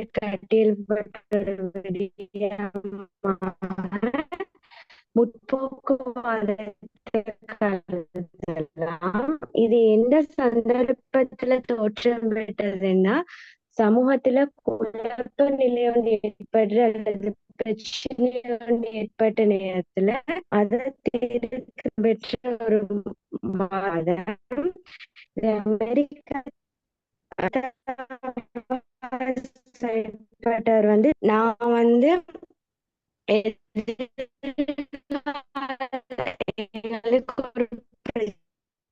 தனிநபர மாற்றமா அவங்க கல்வியில என்னத்த சொல்றேன்னு சொன்னா, நிகழ்காலத்துல ஒரு மாணவன் எந்த பிரச்சனையோ அல்லது குழப்பங்களுக்கு தீர்வு காணக்கூடிய வகையில திறனை வளர்க்கக்கூடிய ஆற்றலை தான் அவன் வந்து முற்போக்கவாதமாக கருதக்கூடியதா இருக்குது. இந்த முற்போக்கவாதத்துல வந்து பிரதான விடயங்களாக பிரச்சனை திருத்தல் முறையும் செய்து பார்த்தல் முறையும் பயன்படுத்தி அதுக்கு தீர்வு காணக்கூடியதாக இருக்கிறதாக கருதப்படுது. Okay ma'am, okay. உங்களோட கவரேஜ்ல சில ப்ராப்ளம் இருக்கு சார். இது ஓகே, பாராட்டுங்களா.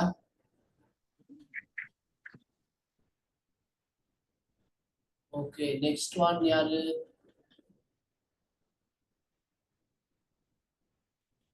ரவிமோகன், கேதீஸ்வரன். சார் வணக்கம் சார். நான் ரவிமோகன் சார். ஓகே, முற்போக்குவாதம் என்பது சார் சொல்ல போனோம்னா சார் 1859 இருந்து 1952 அந்த வருடத்துக்கு இடையில ஜோன் டூயி அவர்களால கொண்டு வரப்பட்ட ஒரு வாதமாக சொல்லப்படுது சார். இது கற்பவர்களை மாத்திரம் மையமாக கொண்ட ஒரு அணுகுமுறையை கொண்டதாக காணப்படுது. அதோட சார் கல்வியின் தனிப்பட்ட வளர்ச்சி மற்றும் சமூக மேம்பாட்டை வளர்க்கும் ஒரு வழிமுறையாக இது காணப்படுது. இந்த முற்போக்கு வாதத்தின பயன்படுத்தி நம்ம பிறரோட இணைந்து அறிவுத்திறனை நம்ம விருத்தி செய்யறதுக்கான வழிகள் அதிகமாக காணப்படுறதாக சொல்லப்படுது. அதே மாதிரி கட்டுருவாக்கவாதத்தை நாங்க எடுத்துக்கொண்டோம்னா சார், இது 1950 முதல் 1960க்கு இடைப்பட்ட காலத்துல அமெரிக்காவில் பிரசித்தி பெற்ற ஒரு வாதமாக சொல்லப்படுது. இதன் தந்தையாக தியோடர் பிரமேல் என்பவர் இவர் தான் இந்த கட்டுருவாக்கத்தை அறிமுகம் செய்யப்பட்டதாக சொல்லப்படுது சார். இந்த முற்போக்குவாதத்தை விட கட்டுருவாக்கத்துல ஒரு சிறப்பம்சம் இருக்கு. அது என்னன்னு கேட்டா சார், மாணவர்களோட செயற்பாடு தான் இதுல அதிகமாக காணப்படுது. உதாரணம் பரிசோதனை முறை, இந்த செய்து பார்த்தல், பிரச்சனையை தீர்த்தல் போன்றவற்றில மாணவர்கள் நேரடியாக ஈடுபடும் போது முடிவுகளை அவங்க நேரடியாக பெற்றுக்கொள்றாங்க அப்படின்னு சொல்லப்படுது. இன்னொரு இந்த கட்டுருவாக்கத்துல விசேஷ அம்சம் என்னன்னு சொல்லி கேட்டோம்னா சார், அதிகமாக மாணவர்கள் ஈடுபடுறதுனால இது மாணவர் மைய கல்வியாக சொல்லப்படுது. இங்க ஆசிரியருடைய செயற்பாடு மிகவும் குறைவாக இருக்கு. ஓகே, ரவிமோகன் சார் பாராட்டுகளா, சிறப்பா தோத்திருக்கீங்க. Okay sir. நெக்ஸ்ட் யாரு? உங்களுடைய பேரோட மாத்தல, ரெஜிஸ்டர் நம்பரோட மட்டும் இருக்கிறீங்க. 11 58 66.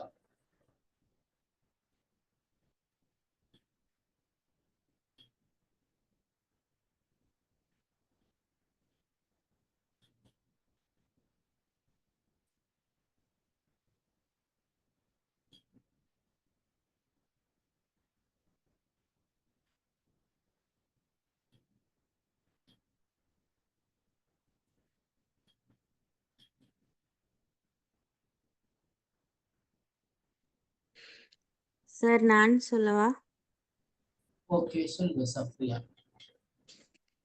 சார் இந்த முற்போக்குவாதம் சொல்ற மிக முக்கியமான ஒரு கருத்து தான், மனிதன் தனித்து வாழ முடியாது, சமூகத்தோட சேர்ந்து வாழ வேண்டும் என்றது. அதன் அடிப்படையில மாணவர்களுக்கு இடையில ஒரு இடைத்தொடர்பை ஏற்படுத்தி பிரச்சனைகளுக்கு முகம் கொடுத்து அதை தீர்க்கும் பயிற்சி ஏற்படுத்துறது ஆசிரியர்களோட பணியாகும் என்று சொல்றது முற்போக்குவாத செல்லுது. அப்ப இந்த முற்போக்குவாதத்துல இந்த பிரச்சினை மைய கற்றல் பிரதானமானதாக காணப்படுது. அடுத்தது கட்டுருவாக்கவாதம் என்னன்னு சொன்னா, மாணவர்கள் சமூக பிரச்சனைகளை நேரடியாக ஆராய வச்சு அனுபவ கல்வி மூலம் அதற்கான தீர்வுகளை தேட வைப்பது. இங்கு மாணவர்களது தீர்வுகள் சரியானதா என்பதை தெரிவு செஞ்சு அவங்களுக்கு வழிகாட்டுவது ஆசிரியரோட பணியாகும் என்றது கட்டுருவாக்க கோட்பாடாக காணப்படுது சார்.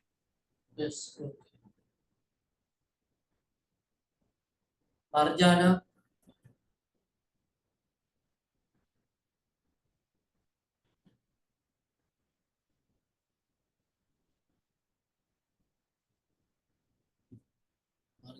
மர்ஜானா சொல்றா.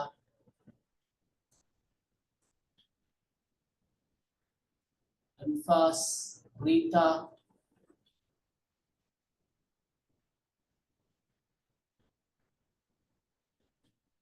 ராஷிதா.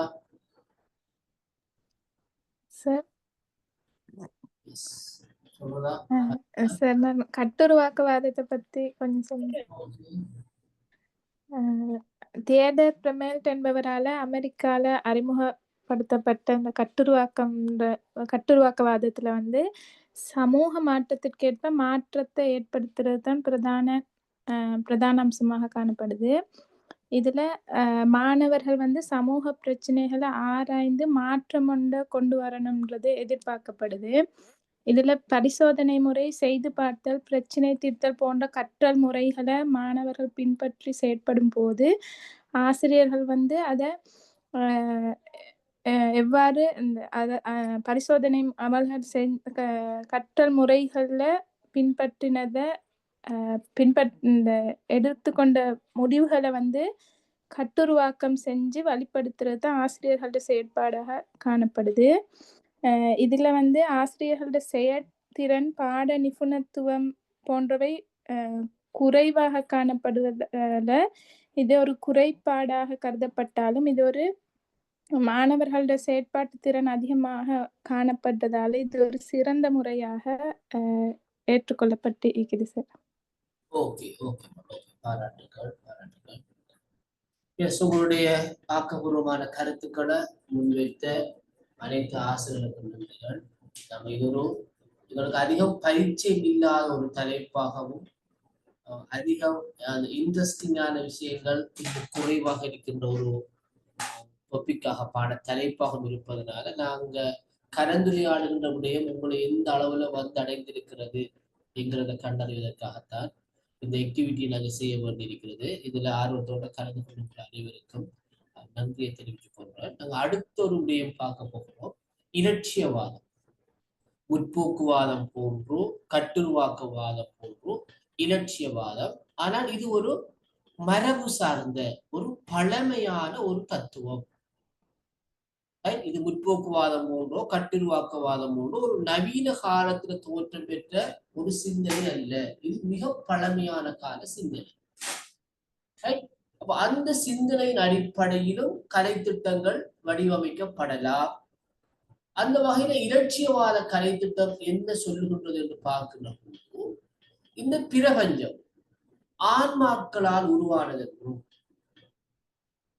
இந்த பிரபஞ்சம் ஆன்மாக்களால் உருவானது, இதனை அறிகின்ற ஆற்றல், இந்த பிரபஞ்சத்தை பற்றி அறிந்து கொள்கின்ற ஆற்றல் மனிதனுடைய மனதுக்கு உண்டு என்றும் இந்த இலட்சியவாதம் நம்புகின்றது. இது ஒரு வகையான ஒரு கருதுகோள் அடிப்படையிலான ஒரு உன்னத தத்துவம் அடிப்படையிலான ஒரு சிந்தனையாக இந்த இலட்சியவாதம் காணப்படுவதை இந்த ஆரம்ப பாயிண்ட்ஸ்ல இருந்து எங்களால் அறிந்து கொள்ளக்கூடியதாக இருக்கிறது. மனிதனுடைய மனதுக்கு எல்லா விதமான ஆற்றலும் இருக்கிறது, சக்தியும் இருக்கிறது என்று சொல்லி இந்த இலட்சியவாதம் நம்புகிறது. பொருட்களை உணர்வதற்கும் அவற்றை அறிவதற்கும் அவற்றின் மீதும் செல்வாக்கு செலுத்துவதற்கும் மனித அறிவு அடிப்படையாக அமைகிறது. மனிதனின் அறிவுதான் பொருட்களை பற்றி உணர்வு பெறுறதுக்கு, அந்த பொருள் என்னன்னு சொல்லி அறிந்து கொள்றதுக்கு, அந்த பொருள் மீது ஏதாவது ஒரு செல்வாக்கு செலுத்துறதுக்கு இந்த அறிவு அவசியம் என்று சொல்லி இலட்சியவாதிகள் எண்ணிக் கொள்கின்றார்கள்.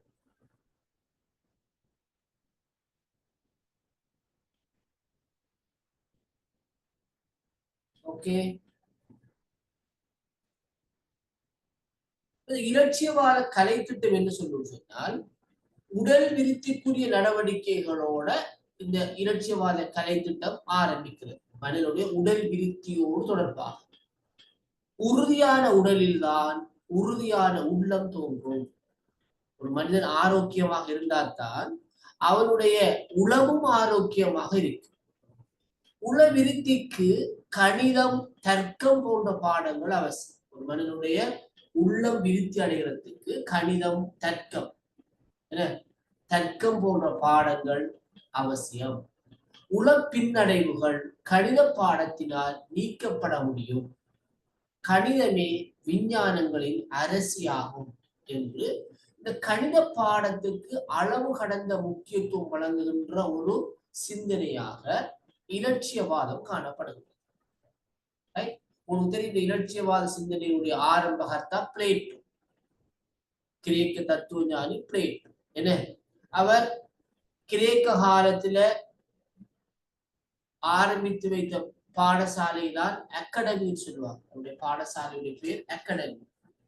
அந்த அகாடமியினுடைய வாயில்ல நுழைவாயில்ல அவர் ஒரு வாசகம் பொறித்து வைத்திருந்ததாக சொல்லப்படுகிறது. என்ன, கேள்விப்பட்டிருப்பீர்கள், கேத்திர கணிதம் தெரியாதவன் இங்கு நுழையாதிருப்பானாக என்று அவர் எழுதியிருந்தார். அந்த அளவுக்கு கணிதத்துக்கு அளவு கடந்த முக்கியத்துவம் கொடுத்திருக்கிறார். இந்த இலட்சியவாதிகளும் அதே போன்று பாருங்க, கணிதத்துக்கு அளவு கடந்த முக்கியத்துவம் கொடுக்கிறார். ஒரு மனிதனுடைய உள விருத்திக்கு கணிதமும் தர்க்கமும் அவசியம் சொல்றாங்க. அதே போல உள ரீதியான பிரச்சனைகள், காணப்படுகின்றவர்களுக்கு கணித பாடத்தினூடாக அவர்களுடைய பிரச்சனை தீர்ப்பதற்கான பயிற்சிகளை வழங்கலாம்னு சொல்றாங்க. அத்தோட கணிதம் தான் விஞ்ஞானங்களின் அரசி என்கின்ற கருத்தையும் இந்த இலட்சியவாதிகள் நம்புகின்றார். கணிதம் தான் விஞ்ஞானிகளின் அரசி என்று நம்புகிறார்கள்.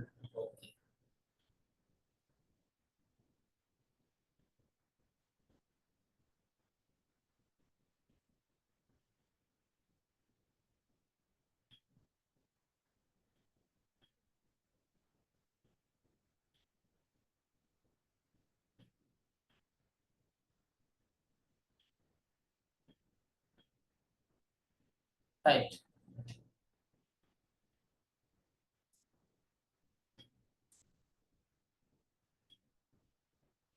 இசையும் இலக்கியங்களும் மனதை வளப்படுத்துவதற்கு துணை செய்யும். இசையும் இலக்கியங்களும் மனதை வளப்படுத்துவதற்கு துணை செய்யும்.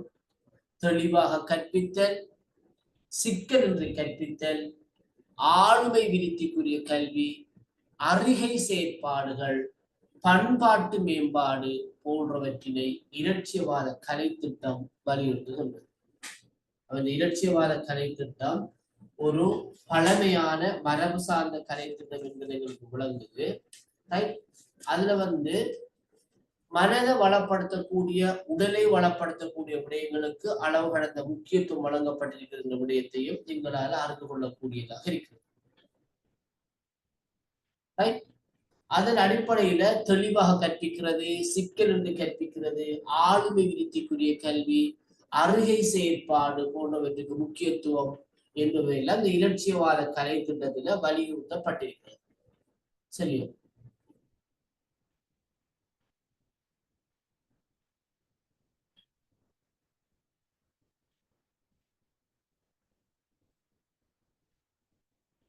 அப்ப இந்த இலட்சியவாத கலை திட்டத்தை நாங்க பார்க்கின்ற போது கட்டுருவாக்க கலை திட்டத்துக்கு எதிரான பண்புகளை காணக்கூடியதாக இருக்கு. ஏன்னு சொன்னால் இங்க எல்லாவற்றையும் ஆசிரியர் தான் கற்பிக்க வேண்டும். மாணவர் சார்பான விடயங்கள் இங்க எதுவுமே இல்லை. கணிதம் கற்பிப்பதாக இருந்தாலும் சரி, அதை தெளிவாக கற்பிக்க வேணும், சிக்கல் என்று கற்பிக்க வேணும், ஆளுமை விருத்தி செய்யக்கூடிய வகையில கற்பிக்க வேண்டும் என்று சொல்லி ஆசிரியர் சார்பான விடயங்கள் தான் இங்க அதிக முக்கியத்துவம் கொடுத்து வலியுறுத்தப்பட்டிருக்கிறது. சரியோ? ஓகே. இலட்சியவாதத்தில் ஆசிரியரின் முக்கியத்துவம் அதிகம் வலியுறுத்தப்படுகிறது. அத்தோட விஞ்ஞானம் மற்றும் தொழில்நுட்பத்துக்கு இந்த இலட்சியவாதத்துல முக்கியத்துவம் அளிக்கப்படவில்லை. ஆசிரியரை அதீதமாக மையப்படுத்தல், சிறப்பு தேர்ச்சியை வலியுறுத்தாமை என்பன இந்த இலட்சியவாத கலை திட்டத்தினுடைய குறைபாடுகளாக சுட்டிக்காட்டப்படுகின்றன. இலட்சியவாதத்துடைய குறைபாடுகளாக சுட்டிக்காட்டப்படுகின்றன. சரியா? ஓகே.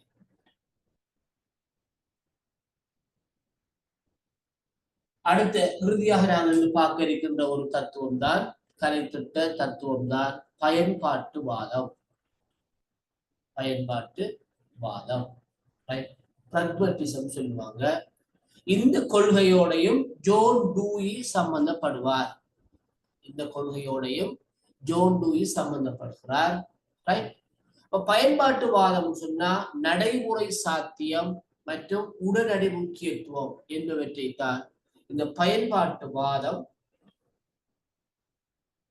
உடனடியாக வலியுறுத்துகின்றது. இப்ப பயன்படுத்தக்கூடிய, எங்களுக்கு எதனை கற்றால் எங்களுக்கு நன்மை கிடைக்குமோ, எதனை நாங்கள் கற்றுக்கொண்டால் எங்களுக்கு பயன் கிடைக்குமோ அதைத்தான் கற்கவும். எங்களுக்கு எதிர்காலத்துல தேவைப்படும், அது நாங்க அறிந்திருந்தால் நல்ல என்கின்ற விடயம் எல்லாம் அவசியம் இல்லை. எங்களுக்கு எதை நாங்க உடனடியாக கற்க முடியும், இப்ப இருக்கிற பிரச்சனைக்கு எது எங்களுக்கு உடனடியான தீர்வை தருமோ அதை நாங்கள் கற்க வேண்டும், அதை நாங்கள் கற்க வேண்டும் என்பதைத்தான் இந்த பயன்பாட்டுவாதம் வலியுறுத்தும்.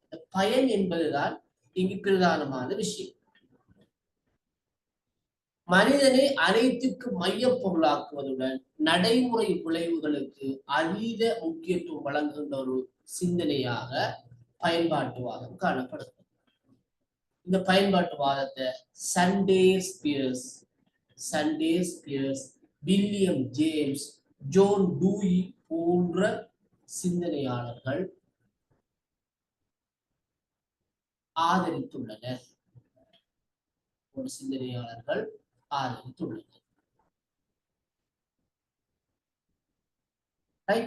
இந்த பயன்பாட்டுவாதம் என்ன சொல்லும் சொன்னால், மனித விழுமியங்கள் நிரந்தரமானவை அல்ல என்றும், கால மாற்றங்களுக்கு ஏற்ப அவை மாற்றமடையக்கூடியவை என்றும், செயற்பாட்டு ரீதியான அம்சங்கள் பயனுறுதி வாய்ந்தவை என்றும் இந்த பயன்பாட்டுவாதிகள் நம்புறார். எதை நாங்கள் செய்து பார்த்து கற்க முடியுமோ, எது எங்களுக்கு செய்து பார்த்ததன் ஊடாக நன்மையை தருமோ அவைதான் சிறந்தவை என்கிற ஒரு கருத்தையும் இந்த பயன்பாட்டுவாதிகள் முன்வைக்கிறார்.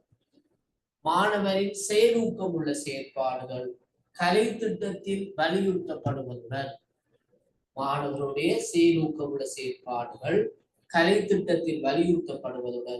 பரிசோதனைகள் வாயிலாக அனுபவங்கள் முன்னெடுக்கப்படுகின்றன.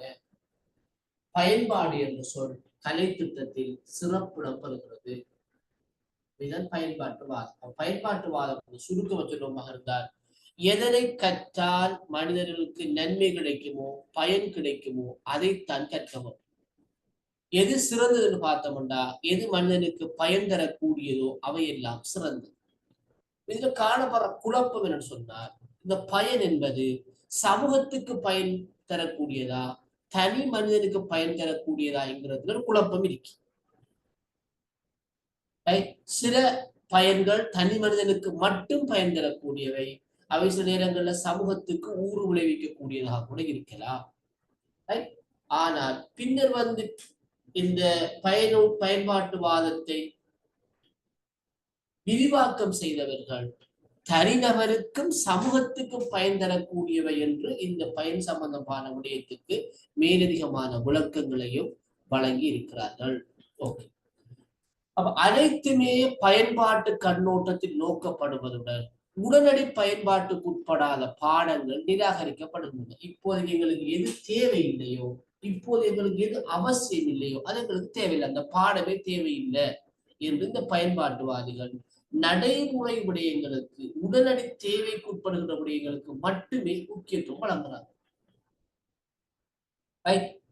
அப்ப வாழ்க்கையும் கலை திட்டமும் இடைவெளியின்றி இணைக்கப்பட்டுள்ளதுடன் மிகவும் குறுகிய கல்வி நோக்கமே இக்கலை திட்டத்தில் கூடுதலாக வலியுறுத்தப்படுகிறது. அந்த பயன் நன்மை என்கின்ற அந்த குறுகிய எண்ணம் மட்டும்தான் இந்த கலை திட்டத்தில் இருக்குது. அடுத்து தனியார் வேறுபாடுகளுக்கு அதீத முக்கியத்துவம் வழங்கப்பட்டு பொது நோக்கங்கள் இங்கு நிராகரிக்கப்படுகின்றன. ஒவ்வொரு தனி மனிதனுக்கும் பயன் தரக்கூடிய, நன்மை தரக்கூடிய விடயங்களுக்கு அதிக முக்கியத்துவம் வழங்கப்படுவதனால சமூக நன்மை, பொது நன்மை என்கிற விடயம் இந்த தத்துவத்துல நிராகரிக்கப்பட்டிருக்கிறது என்ற குறைபாடும் காணப்படுகிறது. இதுதான் பயன்பாட்டுவாதம். சரியோ? அப்ப நாங்க இலட்சியவாதம் பார்த்துட்டோம், பயன்பாட்டுவாதம் பார்த்துட்டோம். இன்னும் ஒரே ஒரு தத்துவம் இருக்கிறது, இருத்தலியல் வாதம். அதோட நாங்க முடிச்சு கொள்ளலாம். சரியோ? போ. எக்ஸ்டென்ஷியலிசம் சொல்லுவாங்க, எக்ஸிஸ்டென்ஷியலிசம் சொல்லுவாங்க, இருத்தியல் வாதம் அல்லது இருத்தலியல் வாதம். எக்ஸிஸ்டென்ஷியலிசமா? இது ஒரு வகையான வாழ்க்கை தத்துவம் தான். இது வாழ்க்கை தொடர்பான, வாழ்க்கையுடைய நிலையாமை தொடர்பான ஒரு தத்துவம் தான் இந்த இருப்பியல் வாதமாக காணப்படுகிறது. அப்ப இருத்தலியல் வாதம் அல்லது இருப்பியல் வாதம் என்பது தனி மனித சுதந்திரம், தெரிவு மற்றும் பொறுப்பை வலியுறுத்துகிறது. தனிநபர்கள் தமது வாழ்க்கையில் சுய கருத்தையும் நோக்கத்தையும் கட்டமைக்கிறார்கள் என்பதை இந்த இருப்பியல் வாதம் உறுதிப்படுத்துகிறது. இந்த கலை திட்டமானது சுய வெளிப்பாடு, படைப்பாற்றல், தனிப்பட்ட கண்டறிதலுக்கு மதிப்பு, தம்மையும் தமது இருப்பையும் உணருமாறு கற்பித்தல் என்பவற்றிற்கு முக்கியத்துவம் வழங்கக்கூடியதாக இருக்கின்றது. விஞ்ஞான கல்விக்கு உள்ளார்ந்த கல்வி, விஞ்ஞான கல்வி உள்ளார்ந்த கல்விக்கு எதிரிடையானது. விஞ்ஞான பாடத்துடன் மாநில பண்பு பாடங்களை கலை திட்டத்தில் விரிவாக ஒன்றிணைக்க வேண்டும் என்று இந்த இருப்பியல்வாதிகள் நம்புகிறார்கள். இவங்க ஒரு வகையில சமய சார்பான கருத்துடையவர்களாகவும் வாழ்க்கை யதார்த்தத்தை வாழ்க்கை தத்துவத்தை மனிதர்கள் புரிந்து கொள்ள வேண்டும், வாழ்க்கை நிலையற்றது என்கிறத மனிதர்கள் ஏற்றுக்கொள்ள வேண்டும் என்பதை வலியுறுத்தக்கூடிய வகையில் தான் இந்த இருப்பியல்வாத சிந்தனை வளர்க்கப்பட்டிருக்கிறது. அதனாலதான் சமய கல்வியும் அறக்கல்வியும் கலைத்திட்டத்துல அதாவது இந்த ரிலிஜியல் எடுகேஷனும் மோரல் எடுகேஷனும் கலைத்திட்டத்துல உள்வாங்கப்பட வேண்டும் என்று இந்த இருப்பியல்வாதிகள் நம்புகின்றார். சரியா பிள்ளை? இதை நாங்கள் இருப்பியல்வாதம் என்று அடையாளப்படுத்துகிறோம். பாருங்க, கடைசியாக நாங்க இலட்சியவாதம் பற்றி பார்த்திருக்கிறோம். இது ஒரு மரபு சார்ந்த எண்ணங்கள்னு பார்த்தோம்.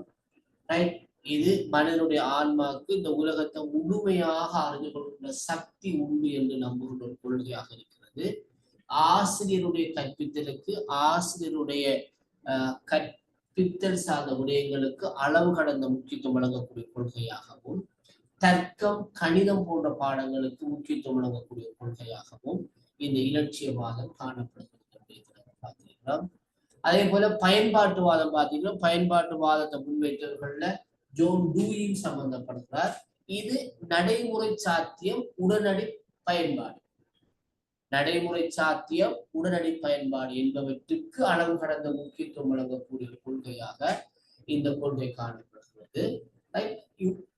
தனி மனிதனுக்கு எது பயன் தரக்கூடியதோ, எது நன்மை தரக்கூடியதோ அதுவே சிறந்தது, அதுவே பயன் தரக்கூடியது என்ற அடிப்படையில பயன் சார்ந்த விடயங்களுக்கு முக்கியத்துவம் வழங்கும் கொள்கையாக இந்த பயன்பாட்டுவாத சிந்தனை காணப்படுகிறது. அடுத்தாக நாங்க பார்த்திருக்கிறோம் இருப்பியல்வாதம். இது ஒரு வாழ்க்கை தத்துவமாக காணப்படுகின்றது. சமய சார்புடைய கருத்துக்களும் இந்த இருப்பியல்வாதத்துக்குள்ள நிறைந்து காணப்படுகின்றது. வாழ்க்கை நிலையற்றது, வாழ்க்கை நிலையாமையை கொண்டது என்பதை அடிப்படையாக கொண்டு ஒரு வாழ்க்கை தத்துவமாக இந்த தத்துவம் அடையாளப்படுத்தப்படுகிறது. இவர்கள் விஞ்ஞானம் சார்ந்த விடயங்களுக்கு முக்கியத்துவம் வழங்காமலுக்கு மாநில பண்புகளுக்கு மனித குணப்பண்புகளுக்கும் முக்கியத்துவம் வழங்கக்கூடிய சமயம் சார்ந்த அறம் சார்ந்த விடயங்களை கலைத்திட்டத்தை உள்ளடக்க வேண்டும் என்ற கருத்துக்களை கொண்டவர்களாக இவர்கள் காணப்படுகின்றனர். சரியோ? ஓகே. அவ இதுவரைக்கும் நாங்க இந்த கலைத்திட்ட வடிவமைப்புல தத்துவார்த்த கருத்துக்களுடைய செல்வாக்கு தொடர்பான விடயங்களை நாங்க கலந்துரையாடி இருந்தோம். அடுத்த இன்ஷா அல்லாஹ் நாங்க அடுத்த மண்டே சந்திக்கின்ற போது, அடுத்த பாடம் மண்டே நினைக்கிறேன் நான், சந்திக்கின்ற போது இதற்கு அடுத்தடுத்த விடயங்கள், அதாவது கலைத்திட்ட வடிவமைப்பு சம்பந்தமா பார்ப்போம். அது எங்களுக்கு கொஞ்சம் ரிலேட்டிவான விஷயமா இருக்கு. நாங்க பாடசாலையில நடைமுறைப்படுத்துகின்ற பல விடயங்கள் அதுக்குள்ள வரும். மைய கலைத்திட்டம், ஒன்றிணைந்த கலைத்திட்டம், இணைப்பாட விதான செயற்பாடு, மறை கலைத்திட்டம், தேர்ச்சி மைய கலைத்திட்டம் என்று இந்த கலைத்திட்ட வடிவமைப்பு சம்பந்தப்பட்ட விடயங்களை நாங்க அடுத்த கிளாஸ்ல கலந்துரையாடுவதற்கு இருக்கிறோம். சரியோ? ஓகே. இன்றைய கிளாஸ் என்னோட இணைந்து கொண்டிருந்த அனைவருக்கும் நன்றியை கூறி இன்றைய கிளாஸ் 3வது செஷன் நாங்க இப்போ நிறைவு கொண்டு வரோம். இன்ஷா அல்லாஹ் அடுத்த ஒரு செஷன்ல சொல்லுங்க மக்களுக்கும். இருப்பியல்வாதத்துக்கு அந்த ஸ்லைடுக்கு முந்தின ஸ்லைடு கொஞ்சம் போடுங்க சார். போடாமல். ஓகே. பயன்பாட்டுவாதம் லாஸ்ட் ஓகே ரைட். இதா சார் அடுத்த ஸ்லைட் சார். ஓகே. ஓகே.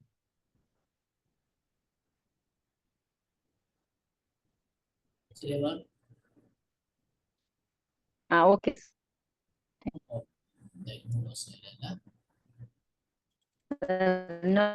கேட்கலாமா?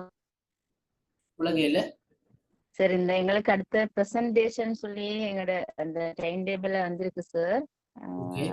சம்பந்தமா எங்களுக்கு அறிவுறுத்தலும் கிடைக்கல சார். அது சம்பந்தமா சாருக்கு நம்ம எது கிடைக்கலமா? சைக்காலஜி பிரசன்டேஷன் சொல்லி எங்களோட டைம் டேபிள்ல தந்திருக்கிறாங்க சார். அது எப்படி நாங்க தனித்தனியா செய்யறதா இல்ல குழுவா செய்யறதான்னு சொல்லி. பிரசன்டேஷன் எல்லாமே இண்டிவிஜுவல் தான், தனித்தனியா தான் செய்யறது. எல்லா பாடங்களுக்கும் அப்படித்தான். தலைப்புகள் தந்திருக்காங்களா? எங்களுக்கு ஒரு இந்த ஸ்லைட் செய்ய சொல்லி தந்திருக்காங்க சார். அதை அப்லோட் பண்ணிட்டு தான் நாங்க ப்ரெசென்ட் பண்ணணும். நான் எப்படி என்னுடைய பாடத்துக்கு எப்படி செய்யணும்னு சொன்னா, நான் என்ன செய்வேன்னு சொன்னா, நம்மளோட அந்த எங்களோட சிலபஸ் எங்களோட டாபிக் அவ்வளோ முடிகிற தருவாயில உங்களை ஒவ்வொருவருக்கும் ஒவ்வொரு தலைப்பு தருவேன் நான். ரைட், அந்த தலைப்புல நீங்க 5 அல்லது 6 ஸ்லைட்ஸ் வரக்கூடிய மாதிரி தயாரித்து ஒரு 10 நிமிடங்களுக்குள்ள உங்களுக்கு தார தலைப்புல வந்து நீங்க தனித்தனியாக ப்ரெசன்டேஷன் செய்யறது. அப்ப நீங்க ப்ரெசன்டேஷன் ஸ்லைடை தயாரிச்சுட்டு என்னுடைய வாட்ஸ்அப் நம்பர் சார், இந்த வாட்ஸ்அப் நம்பருக்கு வந்து நீங்க அனுப்பினீங்கன்னு சொன்னா நான் வந்து அதை வந்து நீங்க ஸ்டார்ட் பண்ணக்குள்ள உங்களோட சைட்டை வந்து நான் ஓப்பன் பண்ணுவேன். அல்லது நீங்க கூட என்ன செய்யலாம், உங்களோட மொபைல்லையோ அல்லது உங்களோட லேப்டாப்லையோ டேப்லையோ வந்து நீங்க உங்களோட சைடை ஓப்பன் பண்ணி நீங்க ப்ரெசன்டேஷன் செய்யறது. ரைட், ஒரு 10 மினிட்ஸுக்குள்ள உங்களோட ப்ரெசன்டேஷன் முடியும். அப்போ ஒரு 3 நாளைகளுக்கு தேவைப்படும். அந்த 3 நாளைக்குள்ள உங்களோட ப்ரெசன்டேஷன் முடிஞ்சு அந்த பாடம் நிறைவுக்கு வரும். அதுக்குரிய புள்ளிகளை போட்டுறாங்க. ஓகே சார், அதுதான் சார் அந்த டவுட் ஆயிடுச்சு. எப்படி குரூப்பா இல்லாட்டி? ஓகே சார், ஜிசாக்கல்லா. சரி. தேங்க்யூ.